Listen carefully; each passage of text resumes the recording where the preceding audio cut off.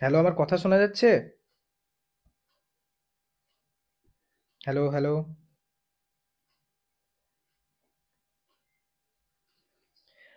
Extremely sorry, আমার একদম মাথায় ছিল না যে তোমাদের ক্লাস 6টা থেকে হয়ে গেছে। আমার মাথা থেকে বেরিয়ে গেছিল। আমার মাথায় আছে তোমাদের ক্লাস 7টা থেকে। সেট।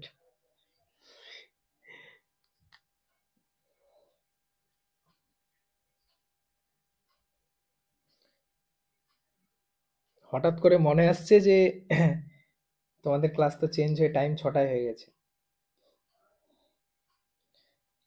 Very sorry.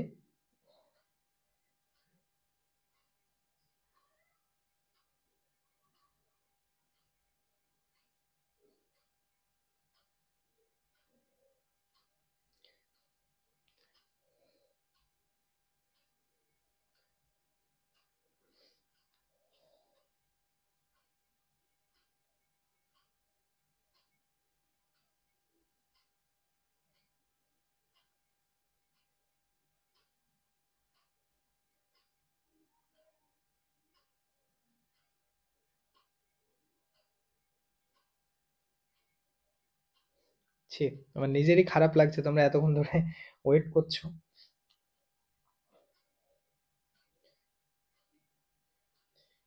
কিভাবে যে মাথায় থেকে বেরিয়ে গেল। কই না, চাপ নেই।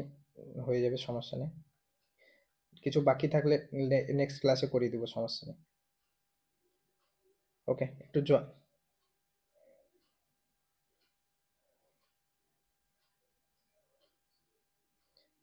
আগে কি হতো বলো তো, এক দিন যদি দেরি হতো কেউ না কেউ টেক্সট করে হয়তো বলে দিত। এখন বাট তোমাদের তো এখন টেক্সট করার অপশন নেই এইখানে। সো ওই 7টায় নিয়ে নিয়ে পুরো হ্যাবিট হয়ে গেছে না।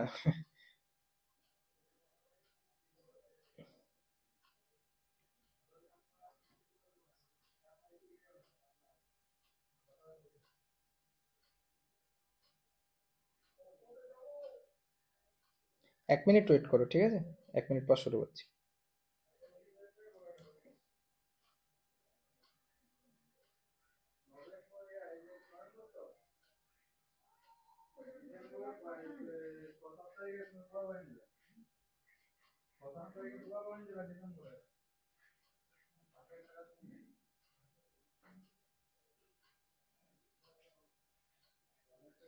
ওকে, তোমাদের কতটা হয়েছিল লাস্ট? আমরা আহ, যে ওই কি বলে ওটাকে, কি বলে ওটার নামটা ভুলে গেলাম। এই হঠাৎ করে এমন হয়ে গেল সবকিছু। আয়ন পড়েছিলাম, তাই তো? চলো, এবার আয়ন আমরা দুই ধরনের দেখেছিলাম। একটা কি ছিল? একটা ছিল ক্যাটায়ন আর একটা হচ্ছে অ্যানায়ন। তো আমি ক্যাটায়ন আর অ্যানায়ন শর্টকাটে নিয়ম কি বলেছিলাম মনে রাখার? ক্যাটায়ন আর অ্যানায়ন মনে রাখার নিয়ম কি বলেছিলাম, যে ক্যাটায়ন কাদেরকে বলবো আর অ্যানায়ন কাদেরকে বলবো। ক্যাটায়ন মানে হচ্ছে কোনো পরমাণু যদি ইলেকট্রন ছেড়ে দেয়, ইলেকট্রন ছেড়ে দেয় মানে যাদের লাস্ট কক্ষে একটা দুটো বা তিনটে ইলেকট্রন থাকবে, তারা কি করবে, ইলেকট্রন ছেড়ে দিয়ে তৈরি করবে ক্যাটায়ন। আর অ্যানায়ন কাদেরকে বলবো, যারা ইলেকট্রন গ্রহণ করে। কি বললাম, যে সমস্ত পরমাণুগুলো কি করবে, ইলেকট্রন গ্রহণ করবে, তাদেরকে আমরা বলবো অ্যানায়ন। ঠিক আছে? তো ক্যাটায়নের মাথায় কেন প্লাস হয়, অ্যানায়নের মাথায় কেন মাইনাস হয়, সেগুলো আমি আগের ক্লাসে ডিটেলসে বুঝিয়েছিলাম। যে ক্যাটায়ন হচ্ছে কি, ইলেকট্রন গ্রহণ করছে, এই সরি ছেড়ে দিচ্ছে, তার মানে কি ওর মধ্যে পজিটিভ চার্জ বেশি হয়ে যাচ্ছে, প্রোটন বেশি হয়ে যাচ্ছে, তার জন্য প্লাস। আর অ্যানায়ন কি করছে, অ্যানায়ন মানে হচ্ছে ইলেকট্রন গ্রহণ করছে, তার মানে ওর মধ্যে ইলেকট্রন সংখ্যা বেশি হয়ে যাচ্ছে, তার জন্য মাইনাস। ওকে, আশা করি এতটা সবার ক্লিয়ার হয়ে গেছে।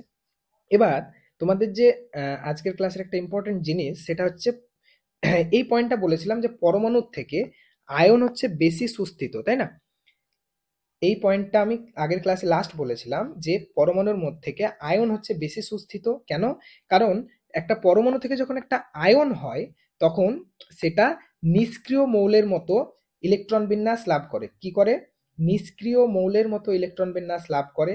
তার জন্য সব সময় একটা পরমাণুর থেকে আয়ন বেশি সুস্থিত। যেমন এখানে দেখিয়েছিলাম, সোডিয়ামের ইলেকট্রন বিন্যাস যদি করো, সোডিয়ামের লাস্ট কক্ষে কটা পরমাণু আছে, ইলেকট্রন আছে একটা। সেই একটা ইলেকট্রন যদি সে ছেড়ে দেয়, তাহলে সে কি হয়ে যাবে, Na প্লাস হয়ে যাবে। সে একটা ইলেকট্রন যদি ছেড়ে দেয়, তাহলে হয়ে যাবে Na প্লাস, অর্থাৎ 2, 8, তাহলে এটা দেখতেই পাচ্ছ যে নিয়নের মতো ইলেকট্রন বিন্যাস হয়ে যাচ্ছে, নিয়নের মতো হয়ে যাচ্ছে, তার মানে কি একটা নিষ্ক্রিয় মৌলের মতো ইলেকট্রন বিন্যাস হয়ে যাচ্ছে। তাহলে এই পয়েন্টটা আমাদের লাস্ট ক্লাসের টপিক ছিল। ওকে, এবার তারপরে একটা টপিক দেখবো, সেটা হচ্ছে আয়নের ইলেকট্রন বিন্যাস। কি বললাম? আয়নের ইলেকট্রন বিন্যাস। সাপোজ তোমাকে ধরো কেউ একটা আয়ন আছে, সে আয়নটার ইলেকট্রন বিন্যাস করতে দিল, ধরো বললো যে Na+, এই আয়নটার ইলেকট্রন বিন্যাস করো। কোশ্চেনটা মন দিয়ে শুনবে, কি বললাম? যে Na+, এই আয়নটার ইলেকট্রন বিন্যাস করো। এখন তুমি বলবে স্যার পরমাণুর তো ইলেকট্রন বিন্যাস জানি, বাট আয়নের ইলেকট্রন বিন্যাস কি করে করবো? বুঝতে পারছো কোশ্চেনটা? পরমাণুর পরমাণুর তো ইলেকট্রন বিন্যাস জানো, বাট আয়নের ইলেকট্রন বিন্যাস কি করে করবো স্যার? খুব সহজ। দেখো, আগে তোমাকে বুঝতে হবে এর মধ্যে কতগুলো ইলেকট্রন আছে। কি বললাম? আগে বুঝতে হবে এর মধ্যে কতগুলো ইলেকট্রন আছে। তুমি আমাকে বলো যে সোডিয়ামের মধ্যে কতগুলো ইলেকট্রন আছে। তুমি বলবে স্যার সোডিয়ামের মধ্যে ইলেকট্রন আছে 2,8টা। ঠিক আছে, তুমি যেটা পরমাণু, সেই পরমাণুটার ইলেকট্রন কটা? 11টা। যেটা ইলেকট্রন সেটা লিখে নেবে, ঠিক আছে, 11টা। তাহলে এর ইলেকট্রন বিন্যাস করলে কত হয়? 2,8,1। এবার একটা ছেড়ে দিয়েছে, তার মানে এটা বাদ চলে গেছে, তাহলে পড়ে আছে কি? 2,8। তাহলে এটা হয়ে গেল এর ইলেকট্রন বিন্যাস। বোঝা গেছে? তাহলে কিভাবে করবে তাড়াতাড়ি করার জন্য দেখো আমি ট্রিক শিখিয়ে দিচ্ছি। ট্রিক বলতে কিছুই না, নর্মাল ব্যাপার। ট্রিক বলতে কিছুই না, তুমি আগে এর নর্মাল ইলেকট্রন বিন্যাস লেখো 2,8,1, যেহেতু ওর মধ্যে 11টা ইলেকট্রন আছে। ওকে, এর মধ্যে যেহেতু 11টা ইলেকট্রন আছে, নর্মাল এইভাবে লেখো। এবার এইভাবে লেখার পর তুমি কি করবে? তুমি দেখছো এর উপর প্লাস আছে। প্লাস মানে কি? প্লাস কটা কি বোঝায়? যে কতগুলো ইলেকট্রন ছেড়েছে, তো একটা প্লাস আছে, তার মানে একটা ইলেকট্রন ছেড়েছে, মানে এটা বাদ চলে গেছে, তাহলে পড়ে থাকবে কি? 2,8। শুধু লাস্ট কক্ষ থেকে ইলেকট্রন গুলো বাদ যাবে। কি বললাম? ইলেকট্রন গুলো কোথায় থেকে বাদ যাবে? লাস্ট কক্ষ থেকে ইলেকট্রন গুলো বাদ যাবে। এই পয়েন্টটা মাথায় ঢুকেছে? আশা করি সবার ক্লিয়ার হয়ে গেছে, তাই না? আশা করি সবার ক্লিয়ার হয়ে গেছে। চলো, তাহলে এইরকম ভাবে আমাকে যে কোনো পরমাণু আয়নের যদি ইলেকট্রন বিন্যাস করতে দেয়, আমি কিন্তু খুব সহজে করে দিতে পারবো। আমি কয়েকটা একটু প্র্যাকটিস করাচ্ছি যাতে তোমাদের বুঝতে সুবিধা হয়। সাপোজ ধরো আমাকে কেউ লিথিয়ামের ইলেকট্রন বিন্যাস করতে বললো, মানে Li+, লিথিয়ামের করতে বললো। ওকে, তো লিথিয়ামের আমরা জানি হাইড্রোজেন হিলিয়াম লিথিয়াম মানে 3 নম্বর মৌল, তার মানে নর্মাল ইলেকট্রন বিন্যাস কত? 2,1। এবার কত প্লাস আছে না মাইনাস আছে? প্লাস আছে। তো প্লাস থাকা মানে কি? ইলেকট্রন ছেড়ে দিয়েছে, মানে কোনটাকে ছেড়বে? সবসময় লাস্টেরটা। তার মানে ইলেকট্রন বিন্যাস হয়ে যাবে শুধু 2, শুধু 2। বোঝা গেছে? এতটুকু ক্লিয়ার? আচ্ছা, তারপর ধরো আমাকে কেউ এটা জিজ্ঞেস করলো যে O2- এর ইলেকট্রন বিন্যাস করো। O2-, অক্সিজেন 2- এর ইলেকট্রন বিন্যাস করো। তো এর ইলেকট্রন বিন্যাস যদি করো, তাহলে অক্সিজেনের নর্মাল ইলেকট্রন বিন্যাস আগে বলো কি হবে? 2,6, যেহেতু এর কটা ইলেকট্রন আছে? টোটাল 8টা। অক্সিজেনের পারমাণবিক সংখ্যা কত? 8। তাহলে টোটাল ইলেকট্রন আছে 8টা, তার মানে 2,6। এটা হচ্ছে নর্মাল ইলেকট্রন বিন্যাস। সে কি করেছে? 2-, মানে কি? আমি বলেছি প্লাস থাকা মানে ইলেকট্রন ততগুলো ছেড়ে দেওয়া। ধরো 2+ আছে মানে দুটো ইলেকট্রন ছেড়ে দিয়েছে, 2- আছে বা -2 আছে, তার মানে কি? দুটো ইলেকট্রন গ্রহণ করেছে। তাহলে 2- আছে মানে দুটো ইলেকট্রন গ্রহণ করেছে। তাহলে আগে ছিল 6টা, আরো যদি দুটো এর মধ্যে গ্রহণ করে যোগ হয়, তাহলে কত হবে? 8 হয়ে যাবে। তাহলে এর ইলেকট্রন বিন্যাস কত হয়ে যাবে? 2,8। তাহলে সিম্পল, মাইনাস থাকলে ততগুলো ইলেকট্রন গ্রহণ করেছে সেটা লাস্ট কক্ষের সাথে যোগ হবে, আর যদি প্লাস থাকে তাহলে কি হবে? ওই লাস্ট কক্ষ থেকে ততগুলো বাদ দিয়ে দিবে, যেটা পড়ে থাকবে সেটা হচ্ছে ইলেকট্রন বিন্যাস। তাহলে আমাকে তোমরা সবাই তাড়াতাড়ি একটু Cl- এর ইলেকট্রন বিন্যাস করে বলো তো। Cl-, ক্লোরিন মাইনাস, তার ইলেকট্রন বিন্যাস করে আমাকে একটু তাড়াতাড়ি জানো। ক্লোরিন মাইনাস আর Al3+, অ্যালুমিনিয়াম 3+, এই দুটো পরমাণুর ইলেকট্রন বিন্যাস আমাকে একটু তাড়াতাড়ি করে তুমি জানাবে, ঠিক আছে? Cl- আর Al3+, একটু ভেবে চিন্তে টাইম নিয়ে করো, একটু ভেবে চিন্তে টাইম নিয়ে করো। বোঝা গেল? সময় লাগুক, নো ইস্যু, বাট ঠিক হয় যেন। ক্লোরিন পাশে লিখে দেবে কি অ্যান্সার লিখছো, তোমাদের চ্যাট অনেক সময় শেষে আসে তো বুঝতে পারি না। Cl- আর Al3+, এই দুটোর ইলেকট্রন বিন্যাস আমাকে একটু তাড়াতাড়ি বলো। আরে কোনটা কার লিখছো সেটা বলে দাও। তোমাদের এতক্ষণে ক্লিয়ার আসছে? বুঝতে পারছি না, চ্যাট এত লেটে আসছে কেন?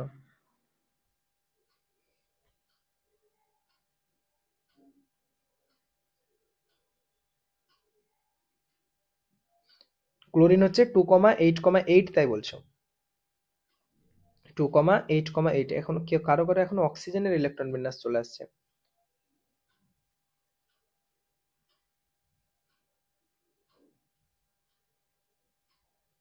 ওকে, গুড। তাহলে ক্লোরিনের ইলেকট্রন বিন্যাস কত হচ্ছে? 8,8। কিভাবে 2,8,8? দেখো খুব সিম্পল। ক্লোরিনের লাস্ট ইলেকট্রন কটা আছে? 17টা। ক্লোরিনের ইলেকট্রন নাম্বার কত? 17টা, তাই না? ক্লোরিনের ইলেকট্রন নাম্বার কত, মানে কতগুলো ইলেকট্রন আছে? 17 পারমাণবিক সংখ্যা। তাহলে নর্মাল ইলেকট্রন বিন্যাস কত? ক্লোরিনের যদি নর্মাল ইলেকট্রন বিন্যাস দেখো, আমি এটাকে নিচে নিচ্ছি, তাহলে নর্মাল দেখলে কত হয়? 2,8,7। এবার এর উপর কি আছে? মাইনাস আছে। মাইনাস মানে কি? গ্রহণ করা। কটা গ্রহণ করেছে? 1 মাইনাস, তার মানে লাস্ট কক্ষে যা ইলেকট্রন আছে তার সাথে 1 যোগ হবে। তাহলে 2,8,8, 7 এর জায়গায় কত হয়ে যাবে? 8 হয়ে যাবে, যেহেতু মাইনাস আছে। আচ্ছা, তারপর হচ্ছে Al3 প্লাস। তাহলে নর্মাল ইলেকট্রন কত? ইলেকট্রন অ্যালুমিনিয়ামের হয় 13টা। অ্যালুমিনিয়ামের হয় 13টা, তাহলে নর্মাল কত? 2,8,3। এবার 3 প্লাস আছে। 3 প্লাস মানে কি? 3 প্লাস মানে 3টে ছেড়ে দিয়েছে, তাহলে কখন কোথায় থেকে ছেড়বে? লাস্ট কক্ষ থেকে। তাহলে লাস্ট কক্ষে 3টে বাদ চলে গেল, তাহলে 2,8। 2,8 ক্লিয়ার হয়েছে না হয় না একবার বলো? বুঝেছো কি না বোঝো না একবার তাড়াতাড়ি বলো।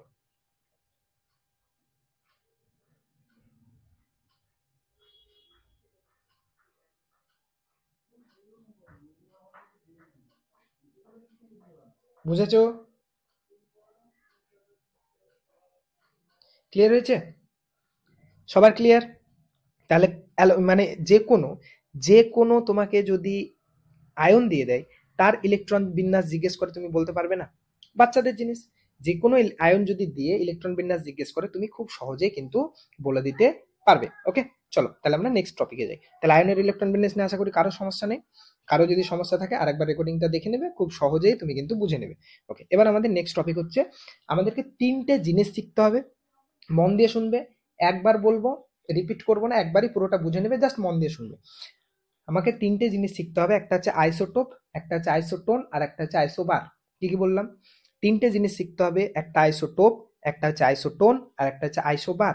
এই 3টে জিনিস কি কি সেটা আমাদেরকে একটু বুঝতে হবে। দেখো, প্রথম আমরা দেখি আইসোটোপ বা আইসোটোন, আইসোটোপ বা সমস্থানিক। আইসোটোপেরই আরেকটা নাম হচ্ছে সমস্থানিক। কোনো কোনো বইয়ে কোশ্চেনে সমস্থানিকও দিয়ে দিতে পারে। ঠিক আছে, কি বলেছে? একই মৌলের বিভিন্ন পরমাণু, যাদের পারমাণবিক সংখ্যা 1 কিন্তু নিউক্লিয়াসে নিউট্রন সংখ্যার ভিন্নতার জন্য যাদের পারমাণবিক ভর অর্থাৎ ভর সংখ্যা পৃথক হয়, তাদের পরস্পরের আইসোটোপ বা সমস্থানিক বলে। দেখো, এত কিছু ডেফিনেশন মনে রাখতে হবে না, সিম্পল ভাবে মনে রাখবে। আইসোটোপ হচ্ছে একই মৌলের পরমাণু, কি বললাম? একই মৌলের পরমাণু কিন্তু তাদের নিউট্রন সংখ্যা আলাদা আলাদা। আচ্ছা, একই মৌলের পরমাণু কেন হলো? সেটার কারণ হচ্ছে খুব সিম্পল।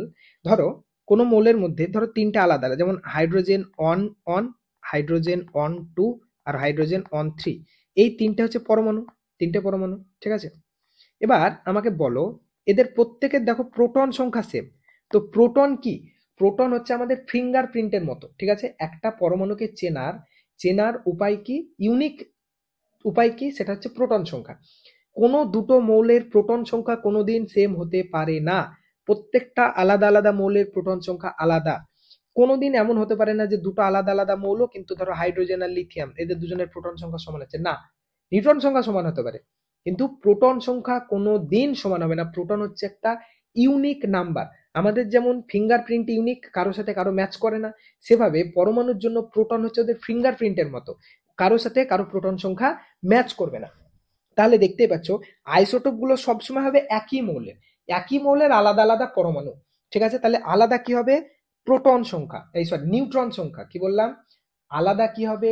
নিউট্রন সংখ্যা। প্রোটন সংখ্যা সেম, নিউট্রন সংখ্যা আলাদা। যেমন এর যদি দেখো, এর নিউট্রন সংখ্যা কত? 0। এর যদি দেখো নিউট্রন সংখ্যা কত? একটা। দেখো দুটো ভর, তার থেকে প্রোটন 1 বাদ দাও, তাহলে একটা। এর যদি দেখো নিউট্রন হচ্ছে 2টো, তাহলে এর নিউট্রন 0, এর হচ্ছে একটা, এর হচ্ছে 2টো। তাহলে বুঝতে পারছো? তাহলে বোঝা গেছে আমি কি বলতে চাইলাম? সবার ক্লিয়ার হয়েছে যে কোনো দুটো মৌলের কখনো প্রোটন সংখ্যা সেম হতে পারে না। তার মানে আইসোটোপ হচ্ছে একই মৌলের আলাদা আলাদা পরমাণু, যাদের প্রোটন সংখ্যা সেম কিন্তু নিউট্রন সংখ্যা আলাদা হওয়ার জন্য ভর সংখ্যা আলাদা হয়, তাদেরকে একে অপরের আইসোটোপ বলা হয়। বোঝা গেছে? তাদেরকে একে অপরের আইসোটোপ বলা হয়। তাহলে আইসোটোপ আহামরি কিছু জিনিস না। আইসোটোপ হচ্ছে একই মৌলের 3টে পরমাণু, আলাদা আলাদা। 3টে হতে পারে, 4টে হতে পারে, 10টা হতে পারে, সেটা নিয়ে মাথা ব্যথা নেই, যা ইচ্ছা হতে পারে। তো একই মৌলের আলাদা আলাদা পরমাণু, কিন্তু ডিফারেন্সটা কোথায়? ডিফারেন্সটা হচ্ছে ওদের নিউট্রন সংখ্যা আলাদা, তার জন্য ওদের কি হয়? উপরের ভর সংখ্যাটাও আলাদা হয়। ভর সংখ্যাটা আলাদা হয়। এবার আমি একটু শর্টকাটে যাই, ঠিক আছে? শর্টকাট কি কি করে তুমি বুঝবে যে আইসোটোপ, আইসোটোন আর আইসোবার কি জিনিস? দেখো, মন দিয়ে শুনবে, ঠিক আছে? মন দিয়ে শুনবে, তারপর বোঝাচ্ছি। আইসোটোপ নামগুলো দেখো, নামেই লেখা আছে সব, ঠিক আছে? আইসোটোপ, লাস্ট অক্ষর কি আছে? পি। পি দিয়ে কি হয়? প্রোটন। পি দিয়ে কি হয়? প্রোটন। তাহলে প্রোটন সমান থাকবে। তাহলে যতগুলো আইসোটোপ নেবে তাদের সবার প্রোটন সংখ্যা সেম থাকবে। আর প্রোটন সংখ্যা সেম মানে কি? একই মৌলের হবে। প্রোটন সংখ্যা সেম মানে কি? একই মৌলের, তাই না? তাহলে একই মৌলের আলাদা আলাদা পরমাণু। আচ্ছা, আইসোটোপ হলো। এবার দেখো, এই শর্টকাট আমি জানি না তোমাদেরকে কেউ শিখিয়েছে কিনা, বাট আমি শিখিয়ে দিচ্ছি। তারপর হচ্ছে আইসোটোন। আইসোটোন, লাস্ট অক্ষর কি আছে? লাস্ট অক্ষর এন। লাস্ট অক্ষর কি আছে? এন। তার মানে কি সেম থাকবে? দুটো আইসোটোনের মধ্যে কোন সংখ্যা সেম থাকবে? কিসের সংখ্যা? Obviously neutron. Obviously neutron. তাহলে নিউট্রন সংখ্যা এদের মধ্যে সেম থাকবে। দুটো আইসোটোপের মধ্যে, আইসোটোনের মধ্যে নিউট্রন সংখ্যা সেম থাকবে। ওকে, দেখো কত সহজ ট্রিক, ঠিক আছে? একবার পড়লে জীবনে কোনোদিন ভুলবে না। তারপর হচ্ছে আইসো বার। আইসো বার, নিউট্রন বানানটা ভুল লিখেছি, এক সেকেন্ড দাঁড়াও। ওকে, এই কি লিখলাম? ওকে, দেখো তারপর হচ্ছে আইসো বার। বার, লাস্টে কি আছে? বার। বার কার মতো? বার কার মতো শোনাচ্ছে? প্রোটন নিউট্রনের মধ্যে কার মতো শোনাচ্ছে? কেউ আবার নিউটন লিখে দিয়েছো? নিউটন না, নিউট্রন। আচ্ছা, বার শুনে কার মতো শোনাচ্ছে? বার ভর, তার মানে ভর সংখ্যা সম। তাহলে আইসোবার গুলোর কি সেম হবে? ভর সংখ্যা। দুটো আইসোবারের মধ্যে কি সেম হবে? ভর সংখ্যা। তাহলে দেখো, এই টিকার কোনোদিন ভুলবে, মনে থাকবে। আইসোটোপ, লাস্টে কি আছে? পি। তার মানে এদের মধ্যে আইসোটোপ গুলোর কি সমান হয়? প্রোটন সংখ্যা সমান হয়। আইসোটোন, লাস্ট অক্ষর কি আছে? এন। তার মানে এদের মধ্যে কি সেম হয়? নিউট্রন সংখ্যা সমান হয়। আইসোবার, লাস্টে কি আসছে? বার। বার ভর। বার ভর একই টাইপ না, তাহলে ভর সংখ্যা সেম হয়। মাথায় থাকবে? মাথায় থাকবে না মাথা থেকে বেরিয়ে যাবে? বলো, মাথায় থাকবে না মাথায় থেকে বেরিয়ে যাবে? এ আর মানে ভার না, ভর না, মানে পুরো বার থেকে ভার, ঠিক আছে? বার থেকে ভার সংখ্যা বা ভর সংখ্যা, এইভাবে, ঠিক আছে? তাহলে মনে থাকবে। তাহলে আইসোটোপ, প্রোটন সংখ্যা সেম, আইসোটোন নিউট্রন সংখ্যা সেম, আইসোবার ভর সংখ্যা সেম, ঠিক আছে? ভর সংখ্যা সেম, একই, চেঞ্জ হবে না। যদি দুটো আলাদা আলাদা আইসোবার দেখো, দুজনেরই ভর সংখ্যা সেম। দুটো আলাদা আলাদা আইসোটোন দেখো, দুজনের নিউট্রন সংখ্যা সেম। দুটো আলাদা আলাদা আইসোটোপ দেখো, তাদের প্রোটন সংখ্যা সেম। আমরা এক্সাম্পল দিয়ে এবার এক এক করে দেখবো। আমরা এবার এক্সাম্পল দিয়ে এক এক করে দেখবো। এখানে তাই লিখেছি, একই মৌলের বিভিন্ন পরমাণু যাদের পারমাণবিক সংখ্যা মানে প্রোটন সংখ্যা এক, কিন্তু নিউক্লিয়াসে নিউট্রন সংখ্যার ভিন্নতার জন্য যাদের পারমাণবিক ভর অর্থাৎ ভর সংখ্যা পৃথক হয়, তাদেরকে পরস্পরের আইসোটোপ বলি। যেমন দেখো, হাইড্রোজেনের 1H1, 1H2, 1H3, এটা দেখো তিনটে হাইড্রোজেন মৌল, কিন্তু এই তিনটে একে অপরের আইসোটোপ। এই তিনটে একে অপরের আইসোটোপ। কেন? কারণ এর মধ্যে প্রোটন, নিউট্রন কটা আছে? 0। আমি এগুলো আবার দেখাবো, তার জন্য লিখছি না। এর মধ্যে আছে নিউট্রন একটা, এর মধ্যে নিউট্রন আছে দুটো, ঠিক আছে? তাহলে একটা জিনিস আমাকে বলো, একটা জিনিস আমাকে বলো, আমি এখানে তোমাদের পিডিএফটা লিখছি একটা জিনিস, দেখো, মন দিয়ে শুনবে, ঠিক আছে? আমি দেখলাম হাইড্রোজেনের তিনটা আইসোটোপ, একটা হচ্ছে 1H1, একটা হচ্ছে 1H2, একটা হচ্ছে 1H3। হাইড্রোজেনের তিনটা আইসোটোপ। তাহলে এর মধ্যে নিউট্রন কটা? 0, যেটা প্রোটন। তাহলে এটা এমন একটা মৌল, মাথায় রাখবে, যার মধ্যে কোনো নিউট্রন নেই। একমাত্র মৌল, একমাত্র আইসোটোপ, মৌল বলো আইসোটোপ বলো যাই বলো, একমাত্র পৃথিবীতে যার মধ্যে কোনো নিউট্রন নেই, বাকি যে কোনো এর মধ্যে নিউট্রন আছে, ঠিক আছে? তাহলে এমন একটা মৌল শুধুমাত্র প্রোটন থাকে, এর মধ্যে কোনো নিউট্রন থাকে না। ক্লিয়ার হয়েছে? আচ্ছা, 1H1, এটার নাম আছে, এর নাম হচ্ছে প্রোটিয়াম। শুধু প্রোটন দিয়ে তৈরি, তার নাম, তার জন্য এর নাম কি? প্রোটিয়াম। প্রোটন থেকে প্রোটিয়াম আসবো, সেগুলো পরে আসছি। তারপর হচ্ছে 1H2, এর মধ্যে নিউট্রন কটা? নিউট্রন আমরা কি করে পাই? ভর সংখ্যা থেকে প্রোটন সংখ্যা বাদ, তাহলে ভর সংখ্যা হচ্ছে 2, সেখান থেকে প্রোটন সংখ্যা 1 বাদ দাও, তাহলে একটা নিউট্রন। 1H3, এর মধ্যে নিউট্রন কটা? তুমি বলবে এর মধ্যে নিউট্রন হচ্ছে দুটো, কেন? ভর সংখ্যা 3, সেখান থেকে 1 বাদ দাও, তাহলে নিউট্রন হচ্ছে দুটো। ক্লিয়ার হয়েছে? ক্লিয়ার হয়েছে না হয়নি?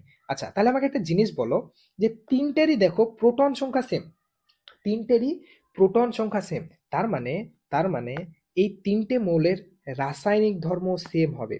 রাসায়নিক ধর্ম সেম। কেন? কোন মৌলের রাসায়নিক ধর্ম প্রোটন সংখ্যার উপর নির্ভর করে, ঠিক আছে? রাসায়নিক ধর্ম প্রোটন সংখ্যার উপর নির্ভর করে।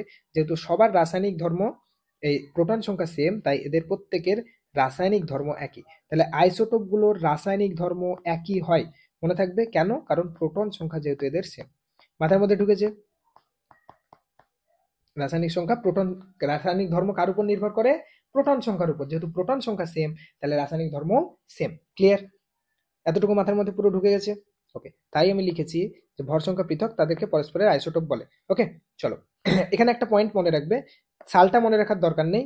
একজন স্কটিশ ডাক্তার ছিল মার্গারেট টড, ব্রিটিশ রাসায়নিকবিদ ফ্রেডরিক সডির সঙ্গে কথোপকথনের সময় আইসোটোপ নামটা প্রবর্তন করেন। ঠিক আছে, তাহলে আইসোটোপ নামটা প্রথম কে দিয়েছিল? ফ্রেডরিক সডি একজন সায়েন্টিস্ট ছিল। ঠিক আছে, সেই ফ্রেডরিক সডির সাথে একজন ডাক্তার ছিল, তার নাম হচ্ছে মার্গারেট টড। সেই মার্গারেট টড প্রথম আইসোটোপ নামটা প্রবর্তন করেন। এটা একটু ইনফরমেশন মনে রাখবে, অতটা ইম্পর্টেন্ট না, তাও একবার দেখে রাখবে, সেটা অপশানে থাকলে করতে পারো, মার্গারেট টড। ঠিক আছে, ওকে চলো, কেউ আবার ডট বলে দিও না, ঠিক আছে? না দেখে আমাদের চোখে কিন্তু ডটই আগে মনে হয়, বলো, আমাদের ডট ডট যেহেতু দেখে অভ্যস্ত না, আমাদের দেখে ডটই মনে হবে। এবার আইসোটোপ গুলো ধর্ম, মানে একটা মৌলের যে বিভিন্ন আইসোটোপ হয় তাদের নেচার কেমন হয়, ধর্ম কেমন হয়। ওকে, কি বললাম? আইসোটোপ গুলো ধর্ম, নেচার কেমন হয় সেটা আমরা দেখি। না না, আইসোটোপের ক্ষেত্রে কেন, যে কোনো মৌলের রাসায়নিক ধর্ম প্রোটন সংখ্যার উপর নির্ভর করে। যে আরে পাগল, রাসায়নিক ধর্মটা প্রোটন সংখ্যার উপর নির্ভর করে, যেহেতু আইসোটোপ গুলোর প্রোটন সংখ্যা সেম, তাই তাদের ধর্মও সেম, সেটা বললাম। ওকে চলো, তারপর কি বললাম? ধর্ম 1 নম্বর কি, কোন মৌলের আইসোটোপ গুলির পারমাণবিক সংখ্যা সমান কিন্তু ভর সংখ্যা বিভিন্ন। অলরেডি আমরা দেখলাম যে পারমাণবিক সংখ্যা মানে প্রোটন সংখ্যা সেম হবে, কিন্তু ভর সংখ্যা আলাদা আলাদা হবে, তবেই তো তার আইসোটোপ। আইসোটোপ মানে কি? তাদের প্রোটন সংখ্যা সেম কিন্তু ভর সংখ্যা আলাদা। আচ্ছা, 2 নম্বর কি বলেছি? আইসোটোপ গুলির অনেক ভৌত ধর্ম, যেমন ভর, ঘনত্ব, গলনাঙ্ক, স্ফুটনাঙ্ক ইত্যাদি আলাদা হলেও রাসায়নিক ধর্ম একই। এক্ষুনি বললাম রাসায়নিক ধর্ম কার উপর নির্ভর করে? প্রোটন সংখ্যার উপর নির্ভর করে। ধরো hydrogen on H1 R on H2, দুজনের আলাদা আলাদা গলনাঙ্ক হতে পারে, স্ফুটনাঙ্ক, এগুলো হচ্ছে ভৌত ধর্ম, এগুলো আলাদা, কিন্তু রাসায়নিক ধর্ম দুজনেরই সেম। কার সাথে বিক্রিয়া করবে, কি করবে, এগুলো দুজনের সেম। বোঝাতে পেরেছি না পারিনি? কেন? কারণ এটা প্রোটন সংখ্যার উপর নির্ভর করে রাসায়নিক ধর্ম, আর সবার প্রোটন সংখ্যা সেম, তাহলে যে কোনো আইসোটোপের রাসায়নিক ধর্ম সেম হয়।